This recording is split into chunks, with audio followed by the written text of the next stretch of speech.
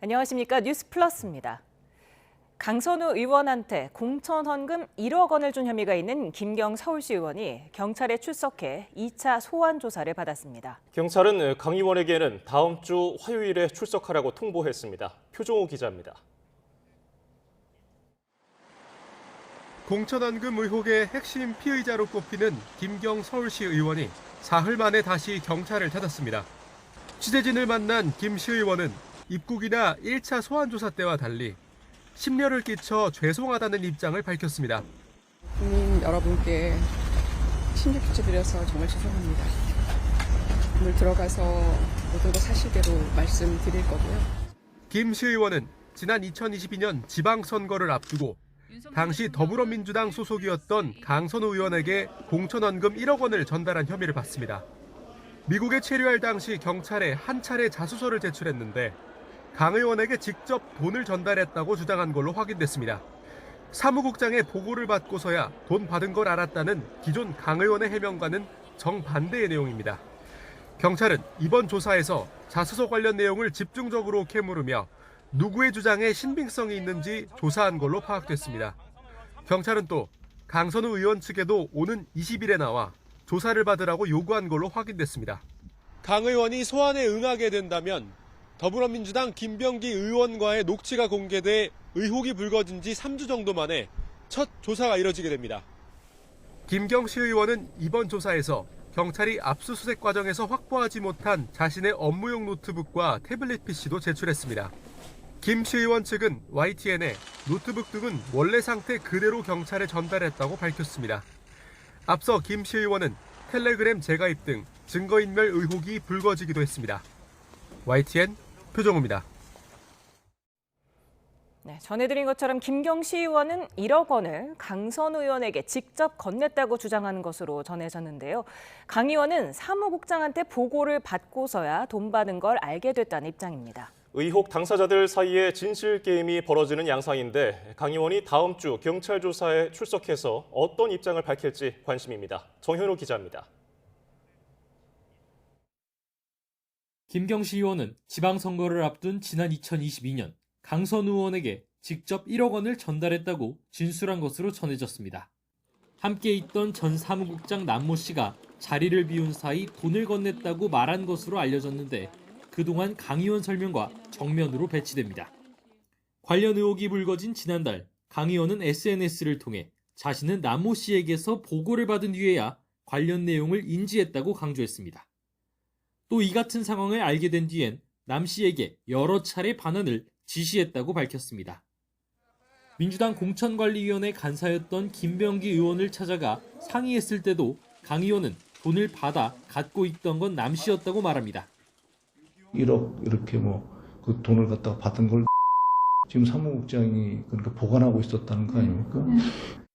하지만 강 의원이 금품 전달 창구로 지목한 남 씨는 경찰 조사에서 관련 내용을 모른다며 혐의를 부인한 것으로 전해졌습니다. 서로의 주장이 엇갈리는 가운데 경찰은 돈이 전달된 것으로 의심되는 당시 상황을 구체적으로 재구성해가며 진술의 신빙성을 확인해 나갈 것으로 보입니다. 강선우 의원 주장은 인식도 하지 못했다. 위법에 대해서는 고의가 없었다라는 주장인데 만약에 현장에 있었다라고 한다면 신뢰성이 사실상 사라지는 거죠. 경찰 조사에서 강 의원이 기존 설명에 부합하는 진술을 이어갈지 관심이 쏠리는 가운데 경찰은 주장이 엇갈리는 의혹 당사자들을 상대로 대질 조사를 하는 방안도 검토하고 있습니다. YTN 정현우입니다. 경찰이 김병기 의원을 둘러싼 의혹을 폭로해온 전 보좌진 A씨를 이틀 연속 불러 조사했습니다. 서울청 공공범죄수사대는 오늘 오전 A씨를 참고인 신분으로 다시 소환해 2시간가량 조사했습니다. 경찰은 A씨를 상대로 김 의원 차남의 숭실대 편입 특혜 의혹과 관련해 조사한 것으로 파악됐습니다. 김병기 의원이 경찰에 자신의 아이폰을 제출하면서 비밀번호는 알려주지 않은 것으로 확인됐습니다. 경찰이 어제 압수수색에서 김병기 의원의 아이폰을 확보했지만 김 의원은 비밀번호를 제출하지 않은 것으로 파악됐습니다.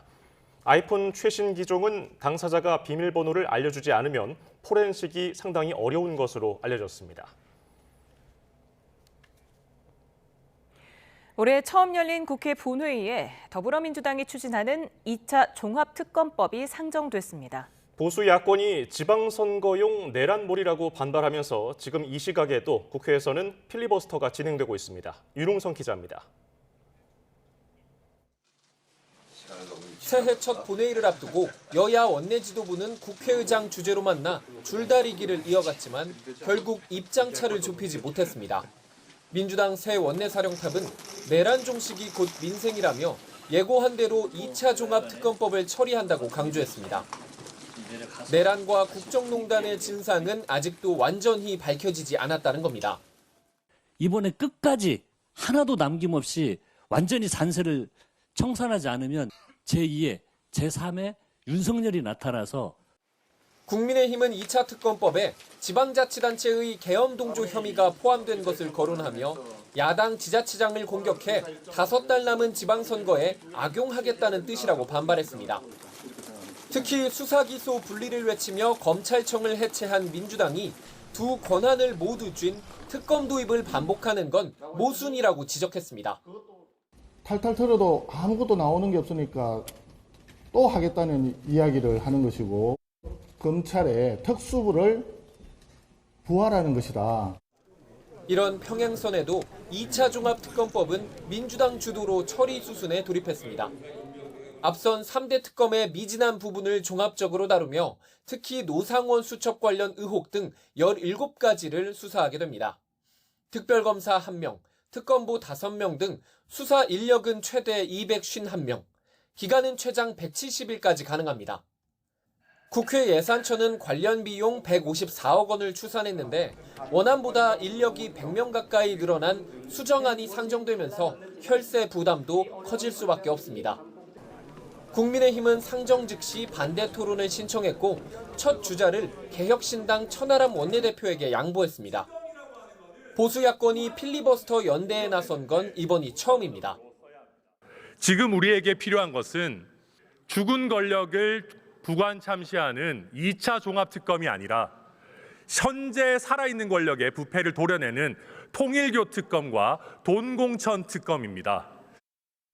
민주당은 24시간 필리버스터를 지켜본 뒤 절대다수 의석을 앞세워 2차 종합특검을 표결로 처리할 예정입니다. 이재명 정부 들어 벌써 4번째 특검이 출범을 눈앞에 뒀습니다. YTN 윤웅성입니다. 국민의힘 장동혁 대표가 단식에 돌입했습니다.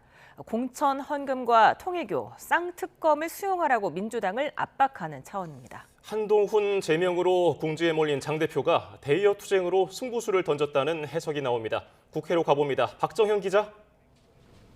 네, 국회입니다. 네, 장동혁 대표 단식 시작한 거죠?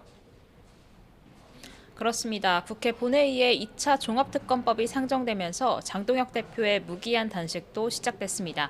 단식 농성 이곳 국회 로텐더홀에서 진행 중인데요. 장 대표는 이재명 정부와 더불어민주당이 꾸역꾸역 2차 종합특검은 밀어붙이면서 정작 공천헌금, 통일교 의혹에 대한 국민의 특검 요구엔 길을 막고 있다며 단식 취지를 밝혔습니다. 이 특검법의 무도함과 특검법을 거부하고 있는 민주당의 무도함이 저의 단식을 통해서 국민들께 더 강력하게 목소리가 전달되기를 바라겠습니다. 장 대표는 그동안 쌍특검 수용을 압박하며 단식 포함 가용 가능한 모든 수단을 동원하겠다고 공언해왔던 게 사실이지만요. 실제 오늘 단식을 단행한 배경과 시점을 두고 한동훈 전 대표 심야 제명 의결 뒤 당 안팎 비판에 직면하자 장동혁 대표가 일종의 승부수를 띄웠다는 해석도 나옵니다. 24시간 필리버스터로 한 차례 위기를 넘겼던 장 대표가 또 한 번 대여투쟁 카드로 고비를 넘기려는 거 아니냐는 겁니다. 장 대표는 오늘 아침 한동훈 전 대표에게 소명과 재심의 기회를 주겠다며 최고위원회 징계 확정 의결을 미뤘습니다. 그럼에도 이어진 비공개 의원총회에선 계파색을 가리지 않고 당내 초재선부터 중진까지 한 목소리로 갈등 상황에 우려를 표했다 합니다. 10명이 넘는 의원이 발언대에 섰는데요. 이 사태까지 이르는데 장동혁 대표와 한동훈 전 대표 모두의 잘못이 있다면서도 선거를 앞두고 당이 혁신과 변화를 깨야 하는 이때 제명 조치는 다소 과도하다는 지적이 주를 이룬 거로 전해졌습니다. 예, 그런가 하면은 검찰개혁법 후속 입법을 두고 민주당도 내부 사정이 복잡하죠? 네, 중대범죄수사청과 공소청 설치법에 대한 정부안이 공개되면서 당내 강경파를 중심으로 반대 목소리가 커지자 정청래 대표 오늘 오후 정책의원총회를 열었습니다. 정 대표 수사 기소 분리의 대원 측은 훼손될 수 없다는 점을 거듭 분명히 했습니다. 현재 정부가 제안한 법안은 초안으로서 충분한 토론과 수기를 거쳐야 한다면서 추후 수정을 거치겠다는 의지를 피력했습니다.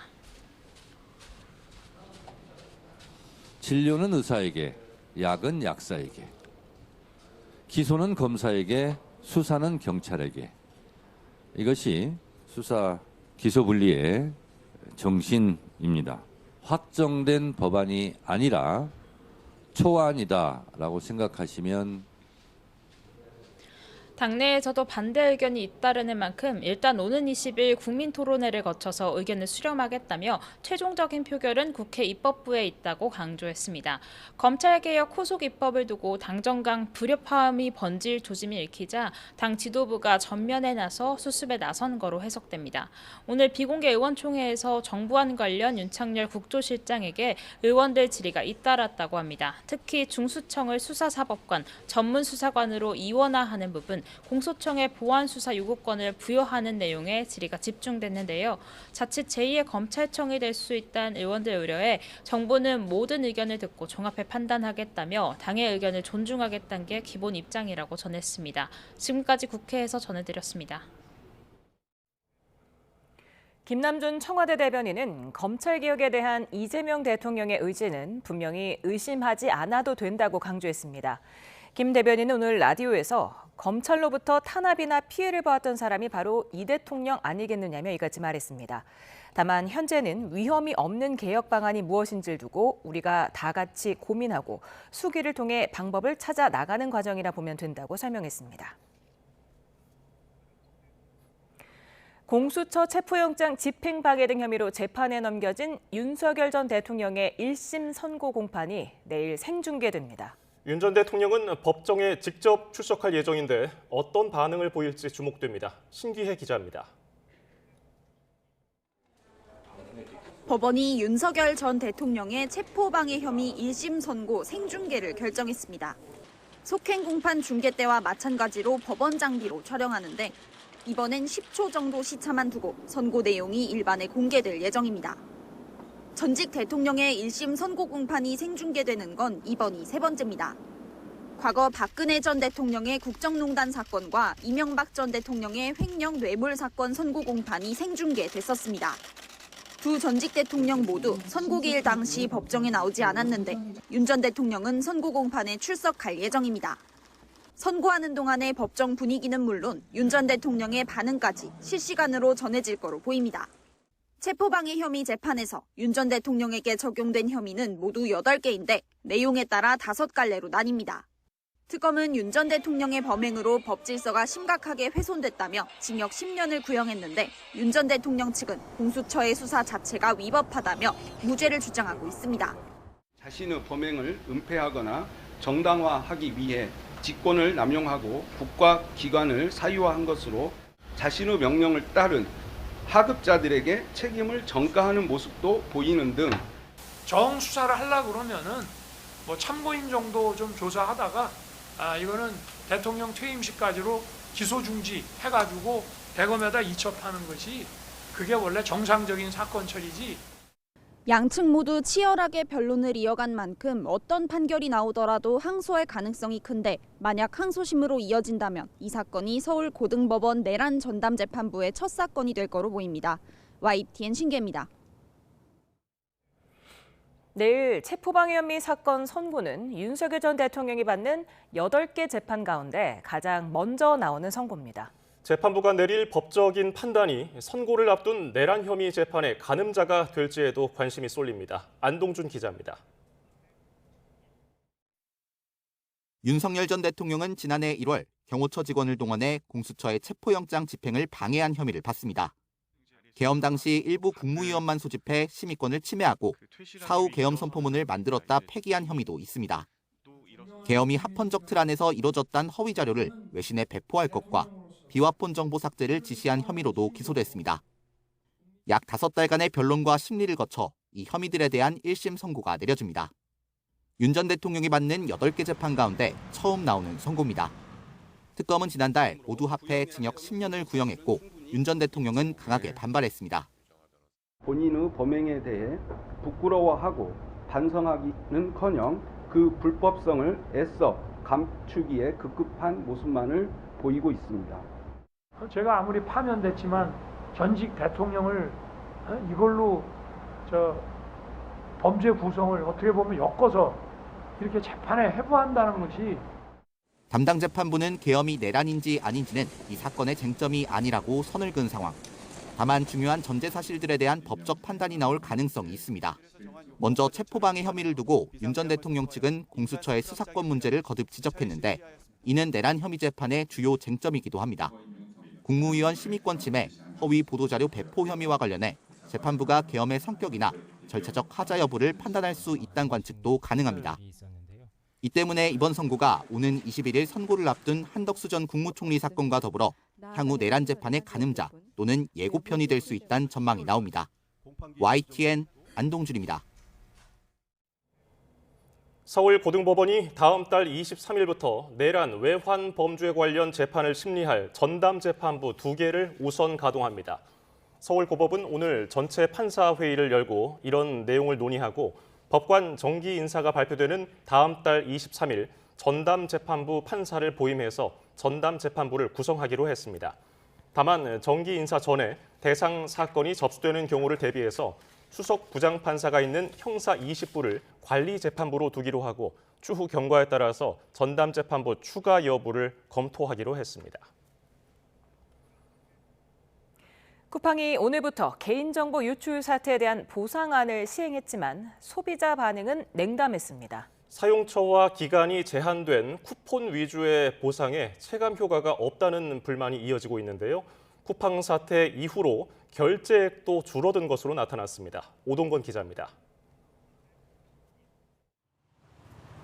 쿠팡이 정보 유출에 대한 보상 차원에서 5만 원 규모의 이용권을 주기로 한 첫날, 소비자들은 차가운 반응을 보였습니다. 소비자로서 와닿지 않고 약간 소비자를 기만하는 거 아닌가 그런 느낌도 살짝 들더라고요. 예. 신사업인 알럭스와 트래블은 4만 원 이용권을 주고 정작 소비자가 많이 사용하는 쿠팡과 쿠팡 이체에는 5천 원씩 만 원만 배정해 꼼수 논란에 휩싸였던 쿠팡은 각종 제한까지 설정했습니다. 석 달 내에 사용해야 하고 5천 원 이용권의 경우 쓰고 남은 금액은 돌려받지 못합니다. 정해진 금액보다 더 비싼 상품을 고를 수밖에 없는 구조인 셈입니다. 쿠팡 트래블도 호텔 음식이나 음료 같은 저가 상품은 제외하고 오로지 고가인 국내 숙박권에만 사용이 가능하도록 했습니다. 실질적인 그 쿠팡의 한 판매 전략처럼 느껴지게끔 만드는 또 할인 들어가고 뭔가 보상이 되게 많았는데 그거에 비해서 쿠팡은 좀 적은 편이 아닌가 생각이 듭니다. 정보 유출 사태 발생 이후 한 달 반이 흐르도록 미온적인 쿠팡의 대응에 대한 소비자의 불만은 실제 수치로도 나타나고 있습니다. 금융감독원이 국민, 신한, 하나카드 쿠팡 결제 내역을 분석한 결과 사태 이후 쿠팡 결제 금액은 약 56억 원 감소했고 결제 건수도 약 252만 건에서 234만 건으로 7% 넘게 줄었습니다. 쿠팡 주문이 줄어들면서 쿠팡 물류센터 근무자 규모도 줄고 있는 것으로 나타났습니다. 쿠팡에 따르면 무급휴가와 채용 축소 등으로 물류센터 인력 약 6천여 명이 줄어드는 등 사태의 여파가 이어지고 있습니다. 전례 없는 규모의 보상안이라고 쿠팡은 자랑했지만 소비자들의 실망이 이어지면서 쿠팡이 단기간에 소비자 신뢰를 회복할 수 있을지는 미지수입니다. YTN 오동건입니다. 쿠팡이 오늘부터 지급한 보상 쿠폰에 대해 시민단체가 거부 운동을 선언했습니다. 135개 시민사회단체가 모인 안전한 쿠팡 만들기 공동행동은 서울 쿠팡 본사 앞에서 기자회견을 열고 쿠팡 할인 쿠폰은 영업 전술일 뿐이라고 밝혔습니다. 이들은 쿠팡 앱에서 이용할 수 있는 금액은 5천 원에 불과하고 탈퇴한 고객은 다시 가입해야 쿠폰을 받을 수 있다며 생색내기에 불과하다고 비판했습니다. 미국 정치권이 쿠팡 구하기에 나선 가운데 워싱턴을 방문 중인 여한구 통상교섭본부장이 미국 측 인사들을 만나 쿠팡 문제에 대한 우리 정부 입장을 설명했습니다. 여 본부장은 제이미슨 그리어 무역대표부 대표 등에게 쿠팡에 대한 차별이 아닌 공정하고 투명한 원칙 아래 객관적인 조사가 진행 중이라고 설명했다고 말했습니다. 또 미국에서 쿠팡 정도의 개인정보 유출이 있었다면 당연히 이렇게 조사했을 것이라면서 쿠팡 문제는 통상이나 외교 문제로 비화할 일이 아니라고 명확히 말했다고 전했습니다. 서울 시내버스 노사가 어젯밤 파업 이틀째 재개한 협상에서 극적으로 합의했습니다. 역대 최장 기간 멈춰섰던 버스도 오늘 첫 차부터 운행을 재개했습니다. 이형원 기자입니다. 서울 시내버스가 오늘부터 다시 운행을 시작합니다. 서울시 버스조합과 사측이 극적으로 협상을 타결한 겁니다. 파업으로 인해서 서울 시민이 그동안에 고통을 겪었던 것은 진심으로 제가 2만 명을 대표해서 진심으로 서울 시민에게 사과를 드립니다. 노사는 어제 오후 3시부터 서울지방노동위원회에서 두 번째 사후 조정회의를 열었는데 협상 시작 8시간 50분 만에 조정안에 합의했습니다. 구체적으로 임금을 2.9% 인상하고 정년을 기존 만 63살에서 단계적으로 2년 연장하기로 했습니다. 당장 올해는 만 64살로 내년에는 만 65살로 늘립니다.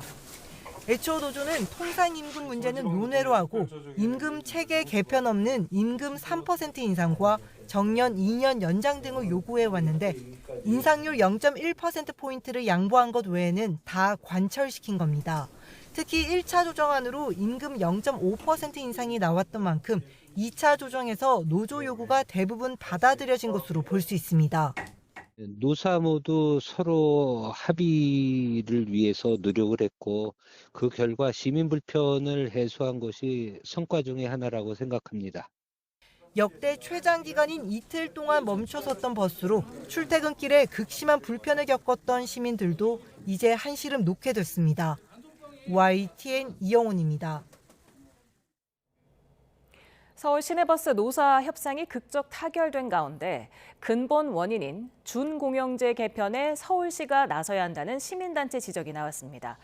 경제정의 실천 시민연합은 이번 문제는 노사 갈등을 넘어 제도의 실패이자 행정 책임의 방기라며 이같이 주장했습니다.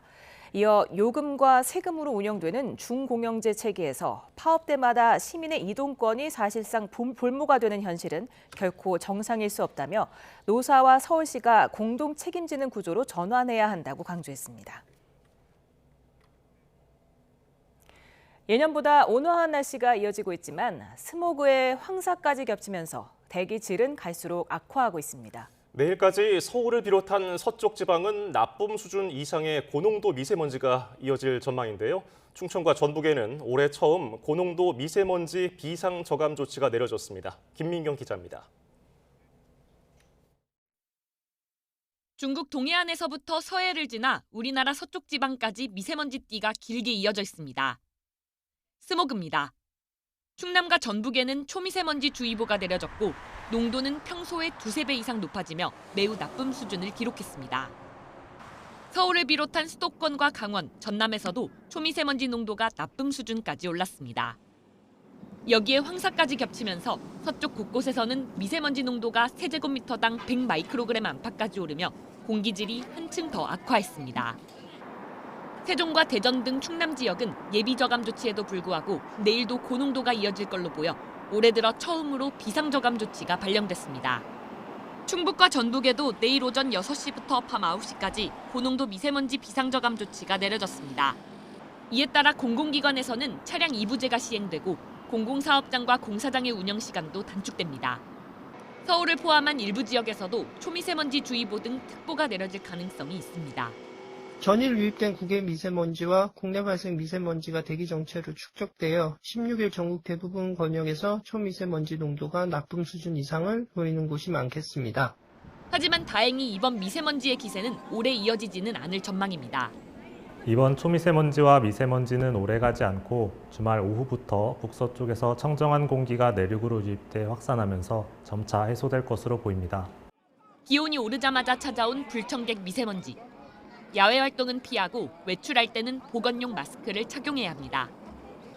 YTN 김민경입니다. 광주에서 60대 남성이 치매를 앓고 있는 80대 어머니를 살해한 혐의로 긴급 체포됐습니다. 경찰은 피의자가 경제적 어려움을 겪는 속에 노모를 부양하다가 신변을 비관해서 벌인 짓으로 보고 있습니다. 나현호 기자입니다. 광주에 있는 주택가 골목길을 순찰차가 지나갑니다. 80대 여성이 실종됐다는 가족 신고를 받고 출동한 겁니다.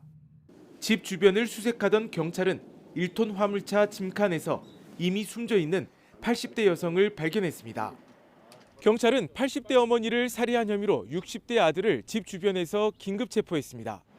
피의자 아들 A씨는 경찰 조사에서 어머니의 목을 졸라 살해했다고 자백했습니다.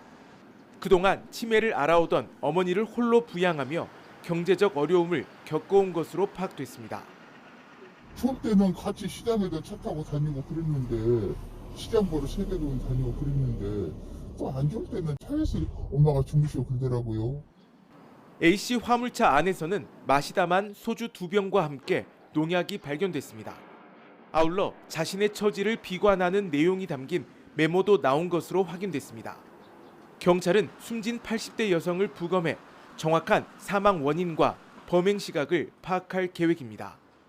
부검을 통해서 확인해봐야 되는데 사체 부패는 전혀 없어서 이런 부분은 이제 추적을 해봐야 될 것 같아요.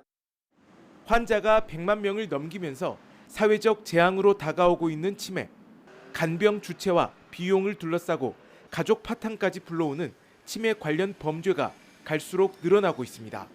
YTN 나연호입니다. 금거래소 업주가 살해당했다는 신고가 접수돼 경찰이 용의자를 쫓고 있습니다. 경기 부천 원미경찰서는 오늘 낮 1시쯤 경기 부천시 상동에 있는 금은방에서 50대 여성 업주가 숨진 채 발견됐다는 신고를 접수했습니다. 피해자는 왼쪽 가슴에 자상을 입고 심정지 상태로 병원에 이송됐지만 끝내 숨졌습니다. 오늘 낮 12시쯤 경기 의왕시 이동에 있는 물류터미널 주유소에서 60대 직원 A씨가 25톤 트레일러에 치여서 숨졌습니다. 트레일러가 후진하는 과정에서 사고가 난 것으로 전해졌는데 운전자는 음주나 약물 운전을 한 상태는 아니었던 것으로 파악됐습니다. 더불어민주당 장경태 의원이 자신의 성추행 의혹을 제기한 당사자를 무고했다는 의혹과 관련해서 경찰이 수사에 나섰습니다. 서울 동대문경찰서는 오늘 오후 2시 장 의원을 무고와 명예훼손 혐의 등으로 고소한 A씨를 불러 조사했습니다. A씨는 성추행 의혹 피해자의 전 연인으로 장 의원이 자신을 데이트 폭력 가해자로 지목하고 개인정보를 공개해서 특정되게 했다며 법적 책임을 묻겠다고 말했습니다. 미국의 군사개입 경고에도 반정부 시위대에 무차별 총격을 가하는 등 강경 대응하고 있는 이란 정부가 돌연 자국 영공을 폐쇄해 일대 긴장이 고조되고 있습니다. 로이터 통신에 따르면 이란은 국제항공고시를 통해 자국 시간으로 오전 1시 45분부터 4시까지 공중 임무를 이유로 자국 영공을 폐쇄한다고 밝혔습니다. 이란은 이후 추가 공지를 통해 영공 폐쇄 시간을 3시간 반 연장한다고 발표했습니다. 이란 사태를 둘러싼 긴장이 완화 국면에 들어섰다는 관측이 나왔지만 미국의 군사적 선택지는 여전히 닫히지 않았습니다. 미국의 장기 점령이나 정권 교체보다 짧고 집중된 타격이라는 패턴으로 공격에 나설 것으로 보입니다. 권영희 기자입니다. 도널드 트럼프 미국 대통령은 이란 정부가 시위대 살해를 중단했고 대규모 처형 계획도 갖고 있지 않다는 설명을 들었다고 전했습니다. 그러나 이란의 실제 행동 변화를 확인하기 전까지 군사 옵션을 열어둔 채 대응 수위를 조절하고 있습니다. Does this mean military action is now off the table against Iran? We're going to watch and see what the process is, but we were given a very good statement by people that are aware of what's going on. 여전히 군사 행동이란 선택지를 배제하지 않겠다는 의미로 받아들여집니다. 미국은 외교적 메시지와 별개로 중동 지역의 군사 태세를 그대로 유지하고 있습니다. 공격이 현실화될 경우 전개는 제한적이고 단계적으로 이루어질 가능성이 큽니다. 이란 본토에 대한 직접 타격보다는 이라크와 시리아에 있는 혁명수비대 연계 무장 세력의 지휘시설과 무기 저장고가 우선 목표가 될 수 있습니다. 전투기와 전략폭격기가 공중급유기의 지원을 받아 투입되고 지휘 통제 체계와 핵심 군사 거점만을 겨냥한 정밀 타격이 이루어질 가능성이 거론됩니다. 미국은 이를 통해 확전은 관리하면서도 이란에 실질적인 군사적 압박을 가하는 방안을 염두에 두고 있는 것으로 보입니다.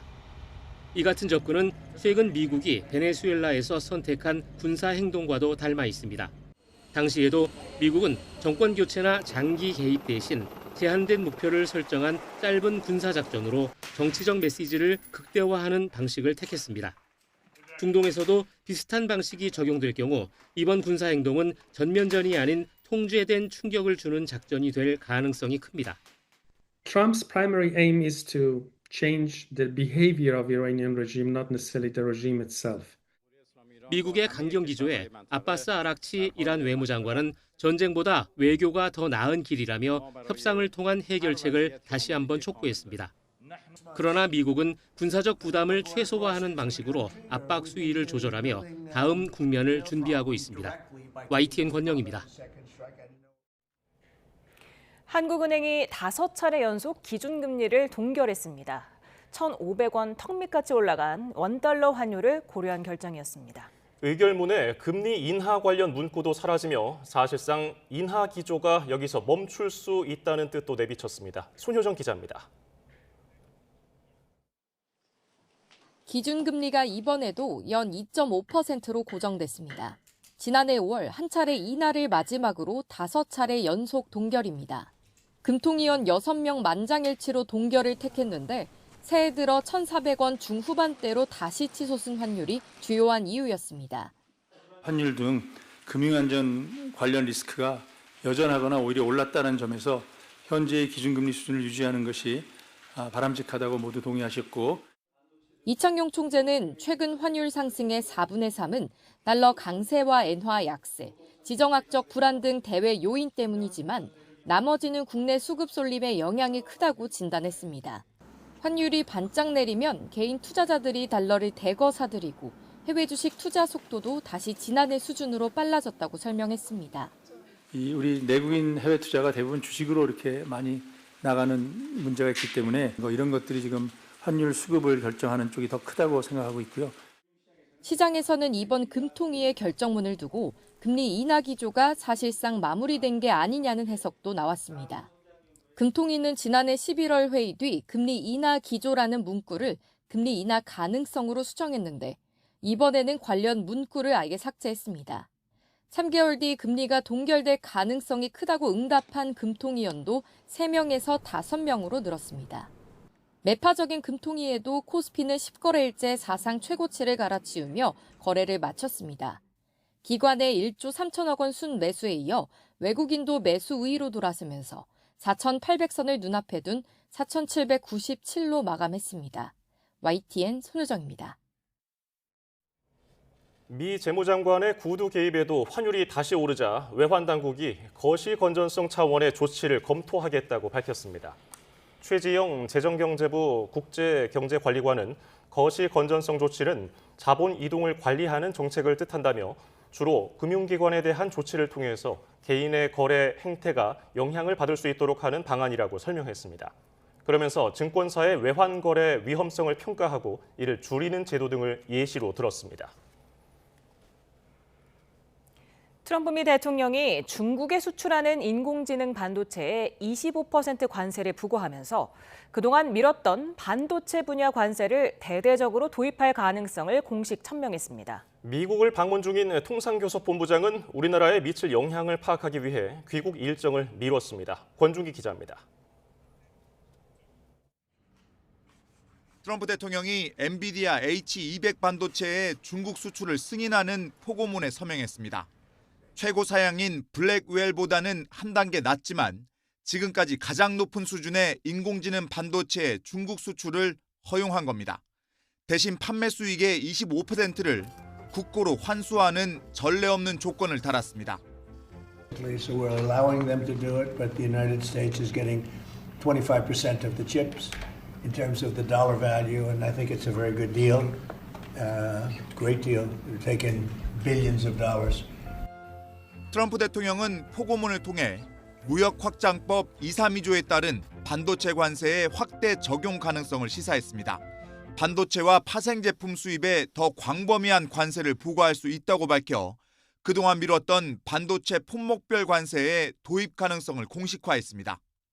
We're building auto plants all over the country. We're building AI all over the country. We're leading China by a lot, and a lot of it has to do with tariffs. 트럼프 대통령의 포고문이 발표된 직후 워싱턴에 머물던 여항구 통상교섭본부장은 한국 기업에 미칠 영향을 파악 중이라고 말했습니다. 이 때문에 귀국 일정도 급히 미뤘다고 설명했습니다. 그래서 사실 저도 지금 오늘 밤 비행기 타려다가 지금 하루 더 묶으면서 좀 진상 파악을 하려고 그러고 있는 중입니다. 트럼프의 H200 칩에 대한 수출 승인에도 중국 정부는 반도체 자립을 위해 반입을 허용하지 말 것을 지시했습니다.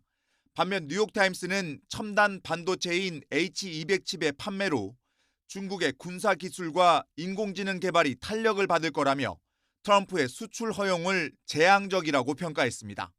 YTN 권중규입니다.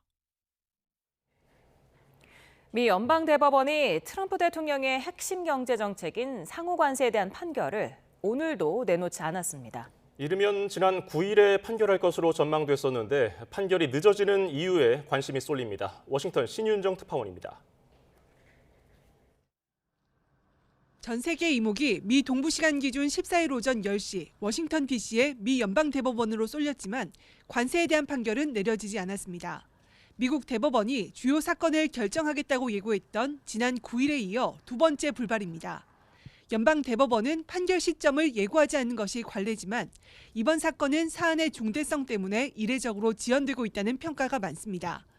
트럼프 행정부는 대규모 무역 적자를 국가 비상사태로 규정해 광범위한 관세를 부과했는데 미국 대법관들은 헌법상 의회의 고유 권한인 과세권을 침범하는지 아니면 대통령의 정당한 비상권한 행사인지를 두고 고심을 거듭하고 있습니다. 지난해 11월 구두 변론 때 보수 성향의 대법관들조차 대통령 권한 남용의 우려를 표한 만큼 이견 조율의 시간이 더 필요하다는 분석이 지배적입니다. Can you point to any other place in the code or any other time in history where that phrase, together regulate importation, has been used to confer tariff imposing authority? 여기에 대법원이 위헌으로 판결할 경우 수백조 원을 환급해야 하는 등 경제적 파장이 큰 만큼 후폭풍을 최소화하기 위한 법리 다듬기에도 공을 들이고 있는 것으로 전망됩니다. 트럼프 대통령은 관세 소송에서 지면 완전 엉망이 될 것이고 관세 환급이 불가능할 수도 있다며 대법원을 연일 압박하고 있습니다. And everybody now admits that I was right on tariffs. And I hope that we win the Supreme Court case. 법조계 안팎에서는 대법원이 관세가 위법이라고 판단하면서도 앞으로는 부과하지 말라는 식으로 시장 충격을 완화할 가능성도 제기되고 있습니다. 미국 대법원은 다음 구두 변론을 오는 20일과 21일로 예고했는데 이에 따라 이르면 현지 시간 다음 주 화요일쯤 관세 판결이 나올 거란 전망이 나오고 있습니다. 대법원의 판결이 늦어지면서 트럼프 행정부의 더 강력한 플랜 B, 대안마련 고심도 커지는 만큼 시장의 불확실성과 긴장은 고조될 전망입니다. 워싱턴에서 YTN 신윤정입니다. 국민건강보험공단이 12년 동안 이어져 온 흡연과 암 발병의 인과관계를 둘러싼 소송 2심에서도 졌습니다. 서울고법은 공단이 담배회사 KT&G와 한국필립모리스 등을 상대로 낸 533억 원 손해배상 청구 항소심에서 원고 패소 결론을 유지했습니다. 재판부는 흡연과 폐암 발생 사이 역학적 인과관계가 인정되는 점 등을 비중 있게 고려해야 한다면서도 개별적 인과관계까지는 판단하지 않았습니다. 국민건강보험공단은 이 같은 판결에 매우 실망스럽다며 곧바로 대법원에 상고하겠다고 밝혔습니다. 호흡기 내과 전문의인 정기석 건강보험공단 이사장은 담배를 피우면 거의 100% 폐암에 걸린다는 진실이 인정 안 됐다는 게 아쉽고 법원이 아직도 담배 유해성에 유보적인 판단을 내리는 게 비통하다고 전했습니다. 정부가 추진하는 독자 AI 파운데이션 모델 개발 사업 1차 평가에서 네이버 클라우드와 NC AI 컨소시엄이 탈락했습니다.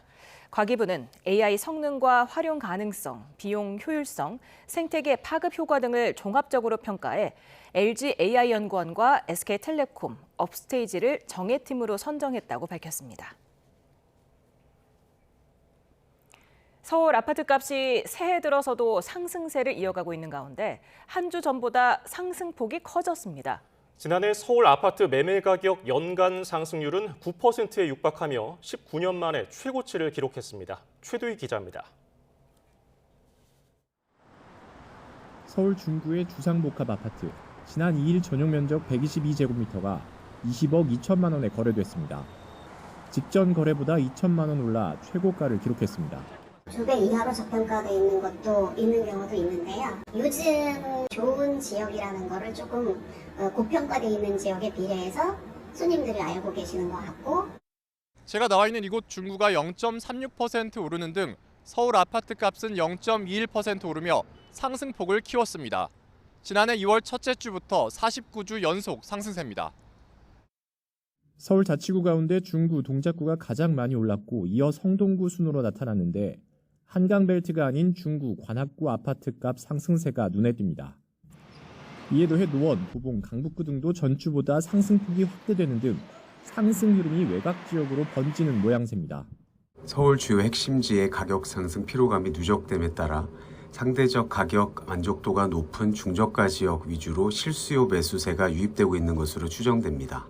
가격 상승에 대한 피로감, 매물 부족, 토지 거래 허가 제도 등 정책 요인이 맞물려 발생한 현상이라고 판단됩니다. 경기 지역 아파트값도 0.09% 오르며 상승폭이 커졌습니다. 용인시 수지구가 0.45% 뛰며 전국 시군구에서 가장 높은 상승률을 보였고 이어 성남시 분당구 등이 강세를 이어갔습니다. 이런 가운데 지난해 서울 아파트 매매 가격 누적 상승률은 9% 가까이 뛰며 19년 만에 최고치를 기록했습니다. 이는 한국부동산원이 KB국민은행으로부터 통계 작성 업무를 넘겨받아 공표하기 시작한 지난 2013년 이후 가장 높은 수치이기도 합니다. YTN 최두입니다. 미국과 덴마크, 그린란드가 백악관에서 3자 회담을 열었지만 입장 차이를 확인하는 데 그쳤습니다. 트럼프 미국 대통령은 그린란드가 골든돔의 필수적이라며 합병 의지를 강조했고 덴마크와 그린란드는 주둔군 병력 확대에 나섰습니다. 워싱턴 홍상희 특파원입니다. 트럼프 대통령의 그린란드 확보 압박에 3자 외무장관들이 모여 머리를 맞댔지만 입장 차이만 확인했을 뿐 회담은 1시간여 만에 끝났습니다. 덴마크와 그린란드 외무장관은 논의가 솔직하고 건설적이었다면서도 근본적인 이견이 남아있다고 평가했습니다. And here our perspectives continue to differ, I must say. The president has made his view clear, and we have a different position. How important it is from our side to strengthen our cooperation with the United States, but that doesn't mean that we want to be owned by the United States. 백악관 회담에 앞서 양측은 팽팽한 신경전을 벌였습니다. 그린란드와 덴마크는 북극에서 군사력을 강화하겠다며 그린란드 주둔군 확대를 발표했고 스웨덴도 병력 파견에 나섰습니다. 옌스 프레데리크 닐센 그린란드 총리는 지금은 덴마크로부터의 독립을 얘기할 때가 아니라며 미국을 경계했고 유럽연합도 그린란드에 대한 전폭적인 지지를 재확인했습니다. 트럼프 미 대통령은 미국의 차세대 미사일 방어망인 골드돔의 필수적이라며 그린란드 확보 의지를 강조했습니다. 그러면서 미국이 아니라면 러시아나 중국이 차지할 거라며 북대서양 조약기구 나토가 미국의 그린란드 확보에 앞장서야 한다고 주장했습니다. Greenland is very important for the national security, including of Denmark. And the problem is there's not a thing that Denmark can do about it if Russia or China wants to occupy Greenland. 미국과 덴마크, 그린란드는 실무 그룹을 구성해 조만간 다시 만나 이견 조율에 나설 계획입니다. 덴마크 외무장관은 실무그룹이 미국의 안보 우려를 해소하는 방안에 초점을 맞추겠지만 덴마크 왕국의 레드라인을 존중해야 할 것이라고 강조했습니다. 워싱턴에서 YTN 홍상입니다. 그린란드 3자 협상이 소득 없이 끝나자 덴마크뿐 아니라 나토 회원국도 곧바로 그린란드에 병력을 파견하기 시작했습니다. 영국 더 타임스는 덴마크가 그린란드와 그 주변에 배치된 덴마크군을 증강하고 있고 독일과 프랑스, 노르웨이, 스웨덴 등 여러 나토 회원국도 병력을 속속 파견하고 있다고 보도했습니다. 미국이 마두로 베네수엘라 대통령을 체포한 이후 처음으로 베네수엘라 원유를 매각했습니다. 로이터 통신에 따르면 트럼프 행정부 관계자는 5억 달러, 우리 돈 7천억 원 규모 베네수엘라 원유 판매가 마무리됐다고 밝혔습니다. 매각 대금은 카타르에 개설된 미 재무부 계좌에 예치된 것으로 전해졌습니다. 일본 방문을 마치고 돌아온 이재명 대통령이 실용 외교를 재차 강조하면서 우리 내부가 분열하면 국익을 지킬 수 없다고 지적했습니다. 내일 여야 지도부와 갖기로 한 오찬에 제1야당인 국민의힘의 불참이 예상되면서 정치권의 거듭 통합을 당부한 것으로 보입니다. 정인용 기자입니다. 이재명 대통령은 일본 방문 다음 날 첫 공식 일정으로 청와대에서 외빈을 맞이했습니다. 아랍에미리트 UAE의 실세인 칼둔 아부다비 행정청장을 접견해 100년 해로하는 관계를 만들기로 뜻을 모은 양국이 가시적 성과를 내길 기대했습니다. 지난해 11월 이 대통령의 UAE 국빈 방문 때 심도 있게 논의한 방산과 인공지능 분야 협력이 결실로 이어지길 당부한 겁니다. 모하메드 대통령 조만간 방문할 거라고 믿고 그때 실질적으로 성과를 만들어낼 수 있게 잘 준비하시면 좋겠습니다. 이 대통령은 이어진 핵심 참모진 회의에서도 정상 외교 성과를 언급했습니다. 연초부터 중국과 일본을 방문해 경제와 문화 협력의 지평을 넓혔다며 불확실한 국제 질서 속 접점을 늘리는 실용 외교의 중요성을 짚었습니다. 특히 이럴 때일수록 우리 내부가 분열하면 국익을 지킬 수 없고 외교 성과가 물거품이 될 거라며 공동의 국정 운영자로서 책임 정치를 당부했습니다. 작은 차이를 넘어 국익 우선의 책임 정치 정신을 발휘해 국민의 삶과 나라의 내일을 위한 길에 힘을 모아주시기를 당부드립니다. 이 대통령은 내일 예정된 여야 지도부와의 오찬에서도 통합 필요성을 재차 언급할 걸로 보입니다. 다만 제1야당인 국민의힘은 불참할 전망이라 이번 만남의 의미가 다소 퇴색될 수도 있다는 우려가 나오고 있습니다. 청와대는 차후 이 대통령과 거대 양당 지도부가 별도 회동을 추진하는 것도 가능하다는 입장입니다. 하지만 특검 등 쟁점 법안을 둘러싼 여야 대립과 다가올 지방선거를 고려하면 협치의 돌파구를 찾기가 쉽지만은 않을 거란 관측이 나옵니다. YTN 정인용입니다. 국토교통부가 재작년 주택 공급 통계에 누락이 발생한 사실을 인지하고도 석 달간 부적절하게 공개를 미루었다는 감사 결과가 나왔습니다. 감사원이 공개한 감사 결과를 보면 국토부는 재작년 1월 전년도 주택 공급 통계가 서울시 자체 집계치와 맞지 않는다는 사실을 인지하고 수정 절차를 거쳐서 같은 해 4월 재공표했습니다. 당시 주택 공급 실적은 19.2만 호가 과소 집계된 것으로 확인됐는데 국토부는 주택시장 불안감이 확대될 수 있다는 이유로 재공표 전까지 과소 집계된 통계치를 그대로 활용한 것으로 조사됐습니다.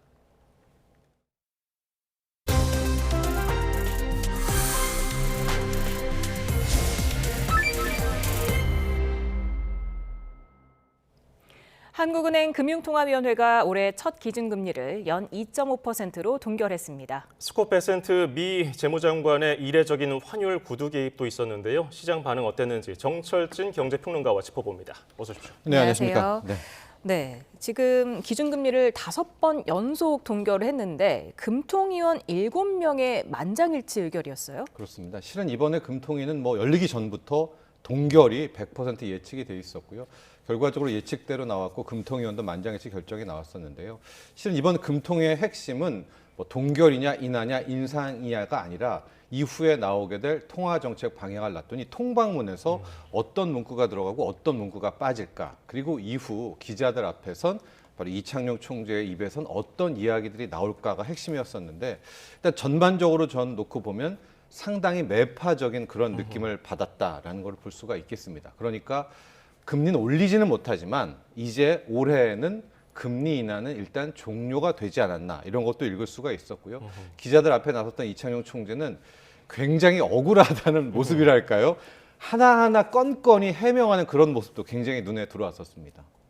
그리고 특이한 점이 스콧 베센트 미 재무장관이 원화를 꼭 집어서 구두 개입을 시사했거든요. 네. 이 점은 어떻게 평가해야 됩니까? 이 말도 오늘 이창용 총재도 이제 인용해서도 사용했었는데 현재 구윤철 우리 경제부총리가 미국에 가 있거든요. 그러면서 실질적으로 원달러 환율 문제가 커지니까 아마 우회적으로 달러 통화 수합에 대한 것들을 좀 제시했었던 것 같아요. 그래서 이제 그쪽에 경제부총리 겸 재무장관이죠. 스캇 베센트 재무장관과 이야기를 했었는데 일단 스캇 베센트 재무장관은 달러 통화 수합은 이제 할 수가 없다. 그 대신 지금 원달러 환율의 흐름을 좀 놓고 보면 한국 경제 펀더멘탈 대비해서 원화가 너무 약하다. 그러니까 우리 환율 기준으로 보면 환율이 너무 올랐다라는 이야기를 했는데요. 뭐 그럴 수도 있겠다 이야기를 하겠지만 이게 상당히 이례적인 발언입니다. 왜냐하면 다른 나라의 재무장관이 우리나라의 환율, 우리나라의 외환 시장에 대해서 적절하다, 적절하지 않다, 뭐 부합한다, 안 한다라는 코멘트를 한다는 것이 글쎄요, 이게 굉장히 이례적인 거거든요. 예. 우리나라 이창용 총재가 뭐 일본의 뭐 재무성과 만나서 하는 그런 이야기였었는데, 근데 역설적으로도 저 발언이 나오자마자 역의 환율이라고 하죠. 새벽에도 외환 시장이 열리게 되는데 그때 우리 원달러 환율이 급락. 그러니까 원화 강세가 출현이 돼서요. 새벽에 장중한 때 1,461원대까지 떨어지는 상황이 나왔었습니다. 그리고 바로 이 발언을 두고 이창용 총재도 거 봐라. 내가 지금 이야기하는 게 환율이 우리나라가 뭔가 잘못됐다. 이게 뭐 유동성 위기도 아니라 한국 경제가 잘못되고 원화가 휘지조각이 된다는 뜻이 아니지 않느냐. 왜? 스캇 베센트 재무장관도 한국 경제 펀더멘털에 비해서 지금 원화 약세가 심하다고 이야기하지 않았냐. 그런 또 하나의 좀 이야기가 됐었는데요. 그러나 문제는 저 정도까지 지금 64원까지 마감을 했잖아요. 그러면 적어도 오늘 본장에서 60원대에는 끝이 나야 되는 거 아니겠습니까? 예. 그러나 시중에서는 아직도 달러에 대한 매수 수요가 굉장히 강합니다. 그러니까 저걸 오히려 달러의 저가 매수의 기회로 삼고 너도 나도 또 붙은 다음에 70원대 위로 또 훌쩍 튀어올라서 베센트 장관의 구두 개입이라고 표현을 하겠습니다. 있음에도 불구하고 아직까지 환율 급등에 대한 우려, 공포는 끝나지 않았다. 이렇게 봐야 되겠습니다. 네, 이렇게 미 재무장관의 구두 개입에도 환율이 다시 오르니까 외환 당국이 거시 건전성 차원의 조치를 검토하겠다 이렇게 밝혔거든요. 그렇습니다. 이게 무슨 의미입니까? 그러니까 당근과 채찍이 있잖아요. 그래서 이제 당근은 뭐냐면 그때 우리도 이야기를 했었는데 국내 시장 복귀 계좌라고 아마 기억하실 겁니다. RIA에서 미국 주식 팔고 국내 증시에서 1년 이상 투자를 하게 되면 뭐 양도세 깎아준다는 것인데 이제 그게 안 통하니까 이제 저기 달러 사재기에 대한 엄포 경고 채찍인데요. 어제 일단 수출 기업들 1,100곳에 대해서 달러를 일종의 사재기하는, 그러니까 원래대로 이제 결제를 하고 이걸 환전을 해야 되는데 의도적으로 환전을 하지 않는 이런 부분도 캐겠다고 하고 오늘 드디어 저 건시 건전성 3종 세트 이야기를 했는데요. 쉽게 말하면 우리나라의 이제 금융기관이라든가 이런 것들에 대한 건전성 테스트를 통해 가지고 과도하게 달러와 외환 거래에 있는 문제점을 해결하겠다라는 겁니다. 가령 이제 증권사를 굉장히 콕 집어서 이야기를 했는데 증권사 같은 경우에도 이제 외환 거래의 위험성 같은 것들이 있지 않겠습니까? 그것들을 제대로 평가해가지고 잘못된 점을 고쳐잡겠다라는 건데 여기서 딱 드는 생각이 있죠. 바로 증권사들은 우리나라 서학개미들이 그 미국 주식을 산 하나의 루트가 되는 겁니다. 그렇기 때문에 증권사에서 달러를 사서 들어가는 부분이거든요. 그러니까 거시건정성 3종 세트라는 걸 꺼내 들었을 때 저는 아마도 이제 증권사들이 뭐 해외 주식 마케팅이라든가 미국 주식 좋다라든가 뭐 새 특판을 해서 미국 주식 들어가면 환율 뭐 깎아준다든가 이런 이벤트들이 있지 않습니까? 너네들 이것들 하지 마라. 이제 앞으로 더 서학개미들을 더 요동치게 만들지 마라라는 좀 우회적인 일종의 채찍이 아닌가 이런 생각도 들었습니다. 예, 환율은 이렇게 정신없는 가운데 코스피는 뭐 10거래일 연속 오르면서 또 사상 최고치 경신했습니다. 4,800선 눈앞에 두고 있는데 이유가 뭐라고 봐야 됩니까? 지금 수급만으로 보면 기관 투자자들입니다. 기관 투자자라 하면 뭐 금융 투자로 되면은 증권사들도 있겠고요. 자산운용사들도 있겠고 그리고 연기금들이 있는데 신년 들어서 외국인들은 오늘은 샀습니다. 오늘은 그나마 환율 효과 때문에 샀지만은 계속해서 큰 폭의 매도를 하고 있는데요.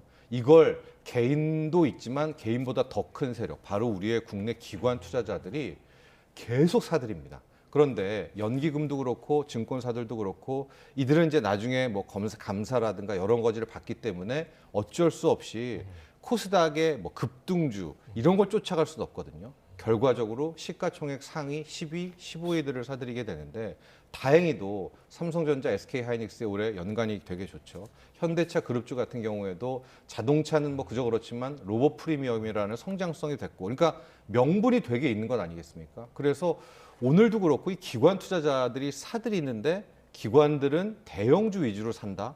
그럼 시가총액 방식의 코스피는 무조건 오르게 되죠. 그래서 오늘도 또 오르면서 자, 지금 신년 들어서 단 하루도 빠지지 않고 급등을 하면서 드디어 이제 4,800선, 이제 4,900선, 바로 5,000선이 코앞에 온 상황인데 당초에는 좀 1차 걸림돌이 이제 원래는 간밤에 미국 연방 대법원이 트럼프 상호간세에 대해서 뭐 위헌이냐, 뭐 무효냐, 유효냐 요거 하려고 하지 않았었습니까? 예. 그게 변곡이 될 수도 있겠다라는 생각을 했었는데 실은 이제 그게 또 연기가 되지 않았었습니까? 그러면 당분간 상당히 거칠 것이 없겠고 그렇다면 이 기관 투자자들, 특히 연기금들의 국내 주식 매수가 꺾일 것 같지는 않거든요. 그러면 꽤 수급으로 밀어붙일 수도 있겠다 이렇게 생각이 들었습니다. 네.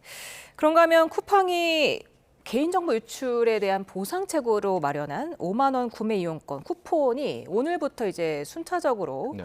지급이 되고 있는데 되게 까다롭더라고요. 이용하는 게 또 유효 기간도 3개월이 있고 또 그 금액 미만으로 사용했을 때 또 차액 환불이 또 안 되고 여러 네. 가지 제약이 있더라고요. 그렇죠. 뭐 전에도 설명했지만 이게 5만 원이지만 5천 원 우리가 말하는 가장 많이 이용하는 상품 5천 원, 쿠팡 이츠가 5천 원, 만 원이고 나머지 2만 원, 2만 원은 트래블이라고 하는 여행, 그다음에 프리미엄이라고 하는 명품관에 쓸 수가 있거든요. 그러니까 뭐 일반적인 소비자들은 저 5천 원 정도가 사용을 하게 되는데 저 약간의 이제 우회적인 방법들이 좀 공유가 된 거예요. 가령 저 트래블 같은 경우에도 저거를 기프티콘으로 사게 되면 여행 그 홈페이지에 있는 예. 저 2만 원 쓸 수 있다라고 이야기를 했는데 기프티콘으로는 못 바꾼다라고 이야기를 했고 아니 명품관에서도 뭐 만 원짜리 핸드크림 있지 않겠느냐라고 이제 그렇게 얘기를 했는데 차액은 넘을 때지 차액은 다 돌려주지 않는다라고 이야기를 하니까 그 우회적인 통로도 안 된 그러면 저 2만 원, 2만 원 트래블과 명품관권은 못 쓴다. 그럼 쿠팡 이츠 5천 원, 그냥 상품 5천 원 정도다라는 건데 또 문제는요. 3개월을 걸어놓은 거예요. 기간이. 그러니까 예. 너무나 짧잖아요. 3개월이라고 한도는. 그래서 이런 거를 왜 주냐라고 해서 오늘부터 이제 풀리긴 풀렸었는데 아마도 좀 비난과 함께 죽어도 좀 욕먹는 이런 분위기가 연출이 되고 있습니다. 예, 그러면 지금 개인정보 유출 사태 이후에 탈팡이 어느 정도 좀 가시화됐고 명확한 수치로 드러나고 있다는 통계가 나왔거든요. 네, 좀 어떻게 조국 보셨어요? 혁신당 개혁당에서 이제 나왔던 공개한 자료를 보면은요. 예. 숫자는 활성 이제 그 소위 말하는 이용자 수는 줄었다가 또 급증하고 뭐 이런 추세를 보이고 있는데 정보 유출 전 1일부터 19일까지와 19일 다음 날 20일부터 작년 말까지의 이제 기간을 비교해서 결제하고 건수를 봤습니다. 근데 결제액이 보시면은 55억 정도 줄었죠. 한 7.11%가 감소를 했습니다.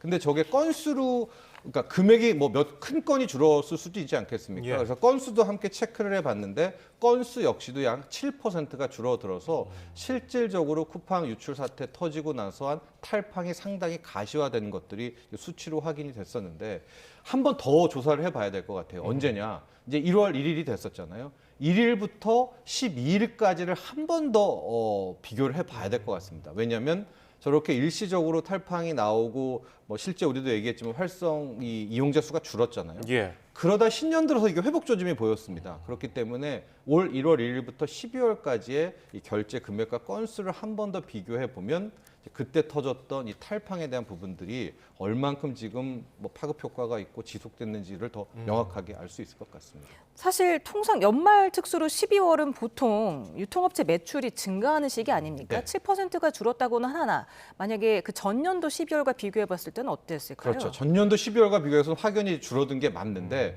문제는 여기서 줄었다면 다른 쪽 네이버 앱스토어라든가 다른 이제 이쪽 이 커머스 쪽에서의 이게 상품이 늘어나야 되잖아요. 소비가. 예. 그게 지금 안 나오고 있기 때문에 원래 탈팡이라고 하면 완전 떠나려고 하면 이제 안 사. 그리고 나는 새로운 여기를 단골로 삼을 거야라는 조짐이 있어야 되는 건데 일시적으로 안 샀다가 또 사면 이건 이제 이야기하는 탈팡의 또 뭐 근본 그런 것들은 아니지 않겠습니까? 예. 그래서 뭐 실질적으로 1위부터 10일 그리고 타사 다른 앱스토어의 매출까지도 함께 체크를 해봐야 지금 우리 사회에서의 탈팡에 대한 분위기를 정확히 알 수 있을 것 같습니다. 예, 오늘 도움 말씀 여기까지 듣죠. 정철진 경제평론가였습니다. 고맙습니다. 감사합니다.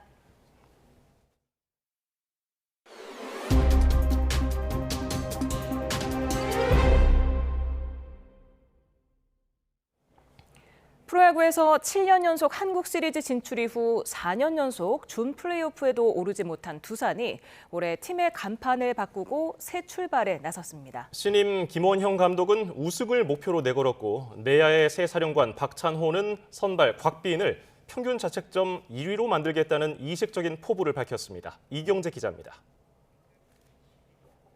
두산 베어스 화이팅! 새해 첫 출발을 알리는 창단 기념식. 두산의 선수와 코칭 스태프, 프런트의 표정은 모두 결연했습니다. 7년 연속 한국 시리즈를 올랐던 왕조에서 내려와 지난 4년은 준 플레이오프도 한 번 오르지 못했습니다. 선택은 과감한 변화. 2019년과 20년 투수 코치로 왕조를 함께했던 김원형 감독이 지휘봉을 잡았고 두산의 DNA가 있는 홍원기 전 키움 감독과 손시현 전 SSG 코치 등으로 코치진도 대거 교체했습니다. 한 목소리로 목표는 우승. 투수 조련과 운용의 최고 전문가답게 김원형 감독의 첫 과제는 선발 투수입니다. 선발 투수들이 얼마만큼 잘 버텨주냐에 따라서 그 1년이 농사가 잘 지어진다고 저는 생각을 해서 선발 투수 자원들이 많아야 된다고 생각을 합니다. 그리고 플렉센구와 잭루구, 곽빈회의 두 자리는 최승용구와 최민석의 선발 전원을 앞둔 이영하 등이 후보입니다. 확실한 유격수 박찬호의 합류로 내야엔 변수가 더 커졌습니다. 안재석은 3루로 이동하고 2루수 한 자리를 놓고 박준순과 오명진, 강승호, 이유찬 등이 경쟁합니다. 안재석과 오명진, 박주훈 등 내야의 후배들이 이끌고 사비로 오키나와 캠프를 마치고 돌아온 박찬호는 2세 공약을 내놓았습니다. 곽빈 평균 자책점 왕 만들기?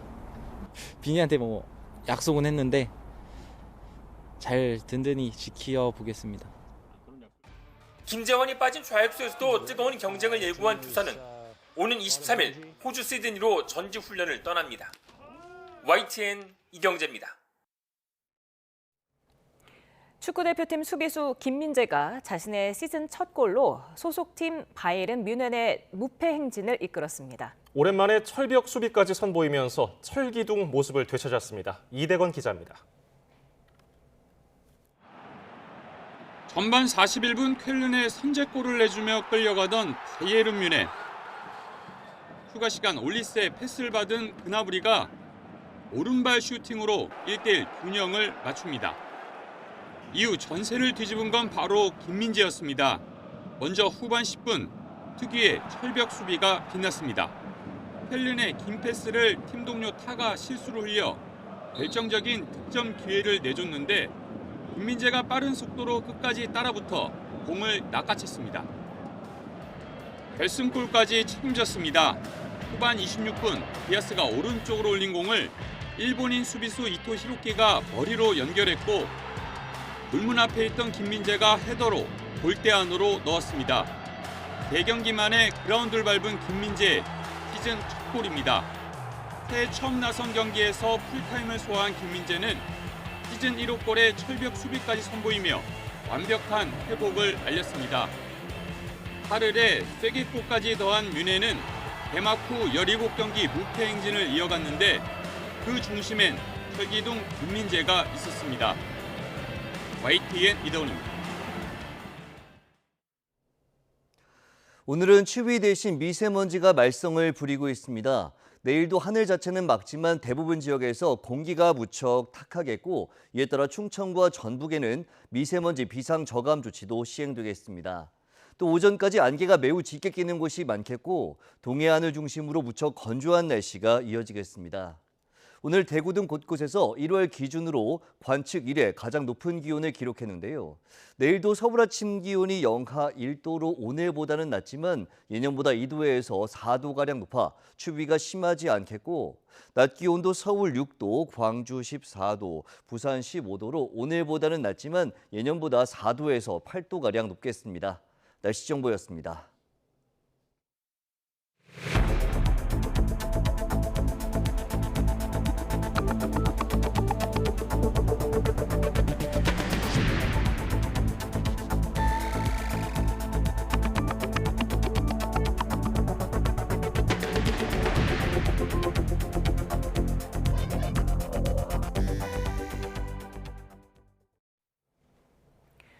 오 5개월도 남지 않은 6.3 지방선거와 국회의원 재보궐선거를 앞두고 상당수 이재명 정부 1기 청와대 참모들도 몸을 풀기 시작했습니다. 우상호 정무수석과 김병욱 정무비서관, 김남준 대변인 등이 유력한 후보군으로 우선 거론됩니다. 강진원 기자입니다.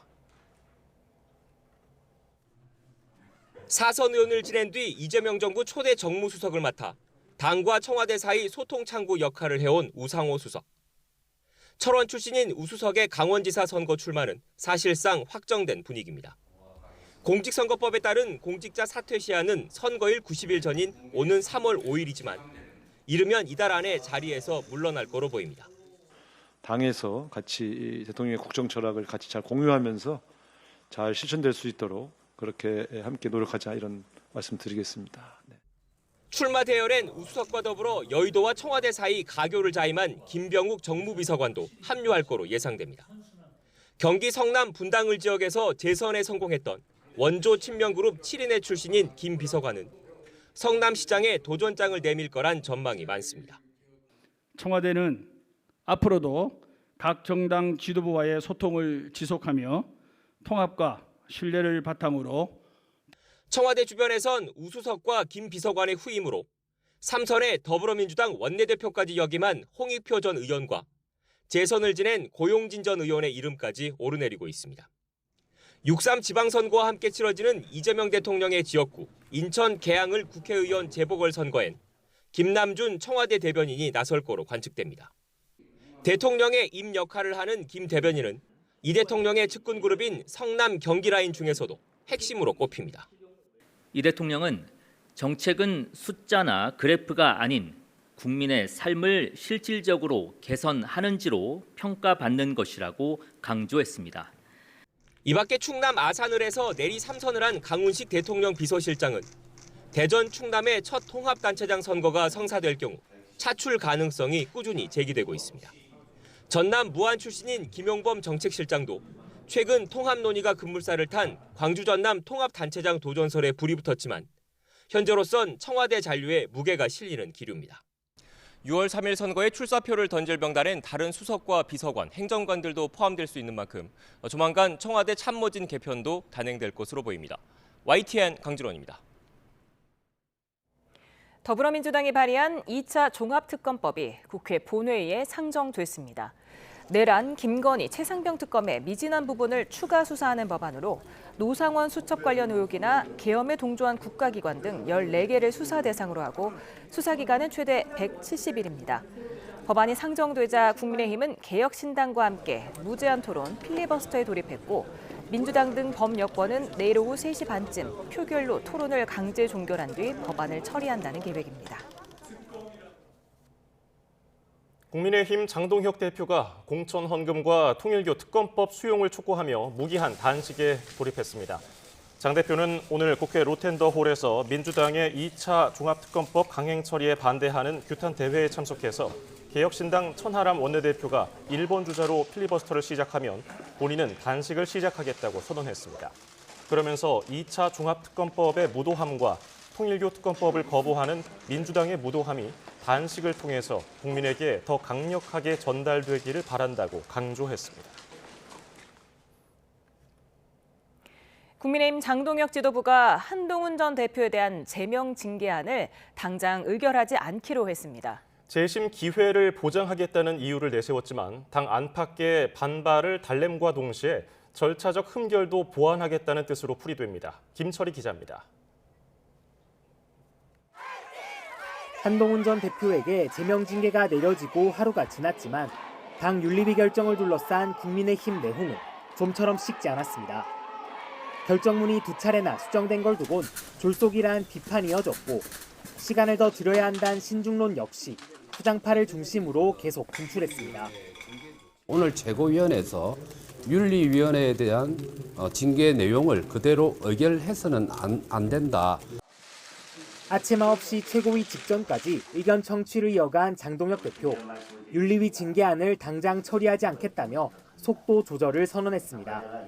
징계를 둘러싼 비판 여론을 달래고 당사자에게 소명 기회를 줘 절차적 완결성을 높이겠다는 취지로 읽힙니다.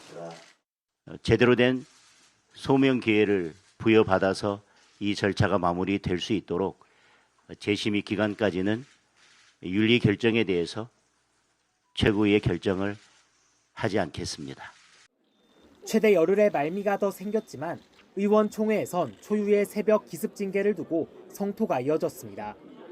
연단 위에 번갈아 오른 의원 10여 명은 선수와 계파를 가리지 않고 제명이 과하다고 입을 모았습니다. 강성 지지층에만 끌려다니지 말고 국민 생각을 담으려고 노력하라거나 당을 운영할 때 경험 많은 사람들의 의견도 경청하란 등의 쓴소리가 나왔습니다. 우리 스스로 공멸을 자초할 뿐입니다. 법률 문제로 치환될 게 아니라 정치적으로 해결할 문제입니다. 일부 의원들은 한동훈 전 대표를 향해서도 설명과 사과가 먼저 아니겠냐며 책임에서 자유롭지 않다고 지적했습니다. 한동훈 전 대표 측은 현재로선 편향된 윤리위에 재심을 청구하지 않겠다는 입장이 확고합니다. 다만 장동혁 대표 단식이란 변수까지 돌출한 만큼 의원들이 요구한 정치적 해법을 모색할 가능성도 완전히 배제할 수는 없다는 목소리가 나옵니다. YTN 김철입니다. 정부가 발표한 공소청과 중수청 설치법에 대대적인 수정을 예고한 더불어민주당이 여론 수렴 절차를 시작했습니다. 의원총회에 대국민 공청회까지 예고했는데 이재명 대통령 눈치를 보는 형식상 절차일 뿐 강경파 주장대로 갈 거라는 우려가 나옵니다. 강민경 기자입니다. 민주당 지도부가 오는 20일 정부가 발표한 중대범죄수사청과 공소청법에 대한 대국민 공청회를 열겠다고 예고했습니다. 수기를 당부한 이재명 대통령의 뜻에 따라 각계각층 찬반 토론을 펼치고 일반 국민 여론도 들어볼 계획입니다. 국민 토론 과정을 거치게 될 것이고 거기에서 의견이 수렴되는 대로 정부 입법 예고안은 수정이 될 것입니다. 일단 숨 고르기에 들어간 건데 하지만 중수청, 공소청법을 대폭 손질하겠다는 민주당의 방침은 확고합니다. 특히 중수청 수사관을 뽑을 때 법률가 중심의 수사사법관을 따로 두기로 한 대목은 반드시 수정할 계획입니다. 수사와 기소의 완전 분리라는 당정청 철학은 검찰 권력을 국민께 돌려드리기 위한 거스를 수 없는 대원칙입니다. 정부안을 겨냥한 비판 여론은 지지층을 등에 업은 강경파들이 주도하고 있습니다. 법률가 출신이 수사를 주도하는 계급 구조가 굳어지면 중수청은 윤석열 검찰 시즌2가 될 뿐이라는 게 이들의 논리입니다.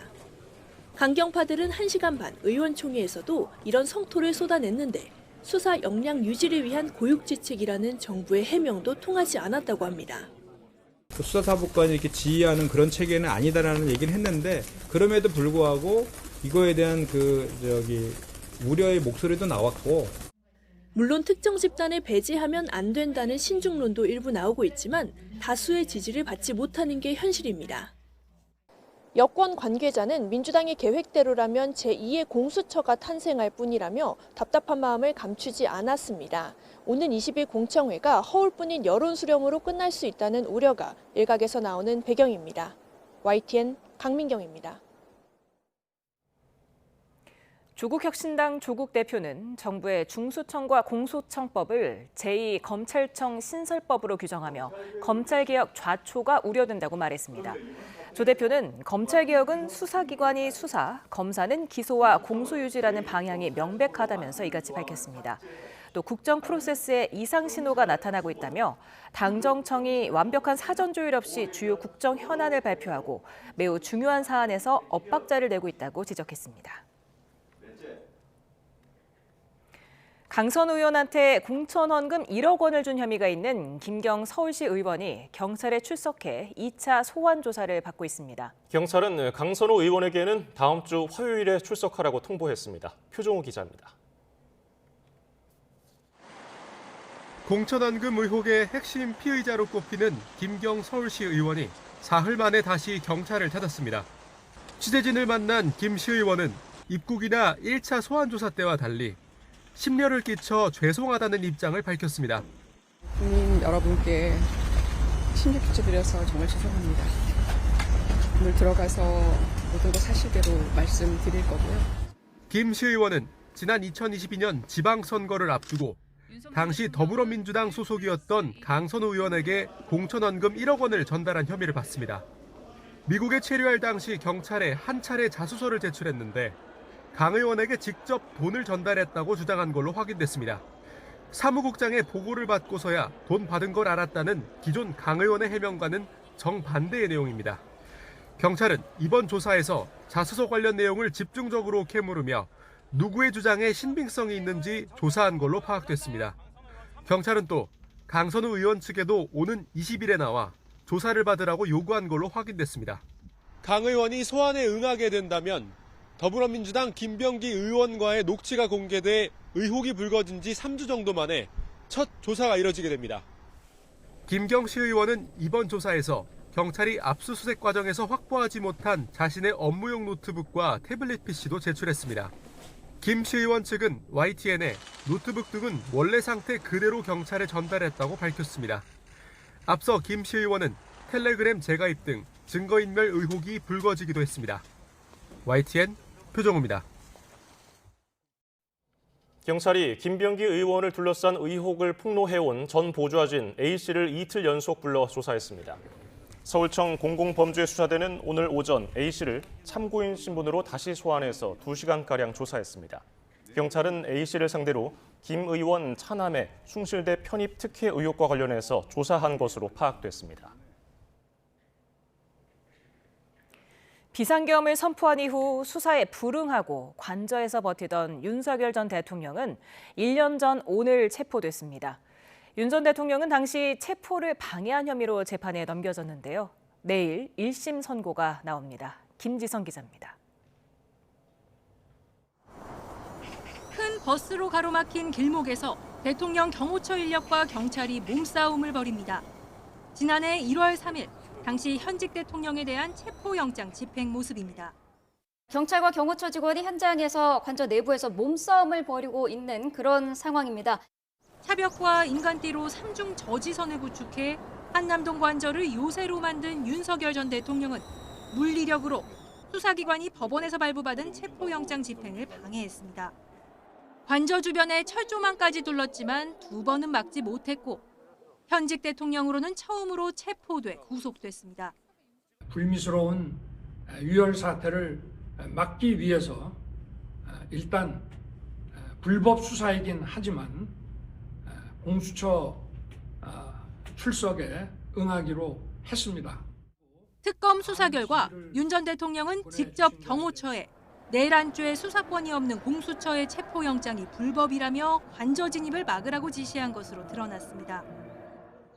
2차 체포영장 집행을 앞두고는 총이 있다는 걸 보여주라거나 경호원들이 경찰보다 총을 잘 쏜다는 언급까지 한 것으로 조사됐습니다. 실제로 당시 경호관들이 방탄 헬멧을 쓰고 총을 휴대한 상태로 이른바 위력 순찰을 하는 모습이 취재진의 카메라에 잡히기도 했습니다. 체포영장 집행을 막은 특수 공무집행 방해 혐의에 더해 국무위원들의 심의권을 침해한 혐의 등으로 한꺼번에 재판에 넘겨진 윤 전 대통령은 내일 비상계엄 선포 이후 법원의 첫 판단을 받습니다. YTN 김지선입니다. 윤석열 전 대통령 체포방해 혐의 재판에는 충성파 등 경호처 직원들이 증인으로 나왔습니다.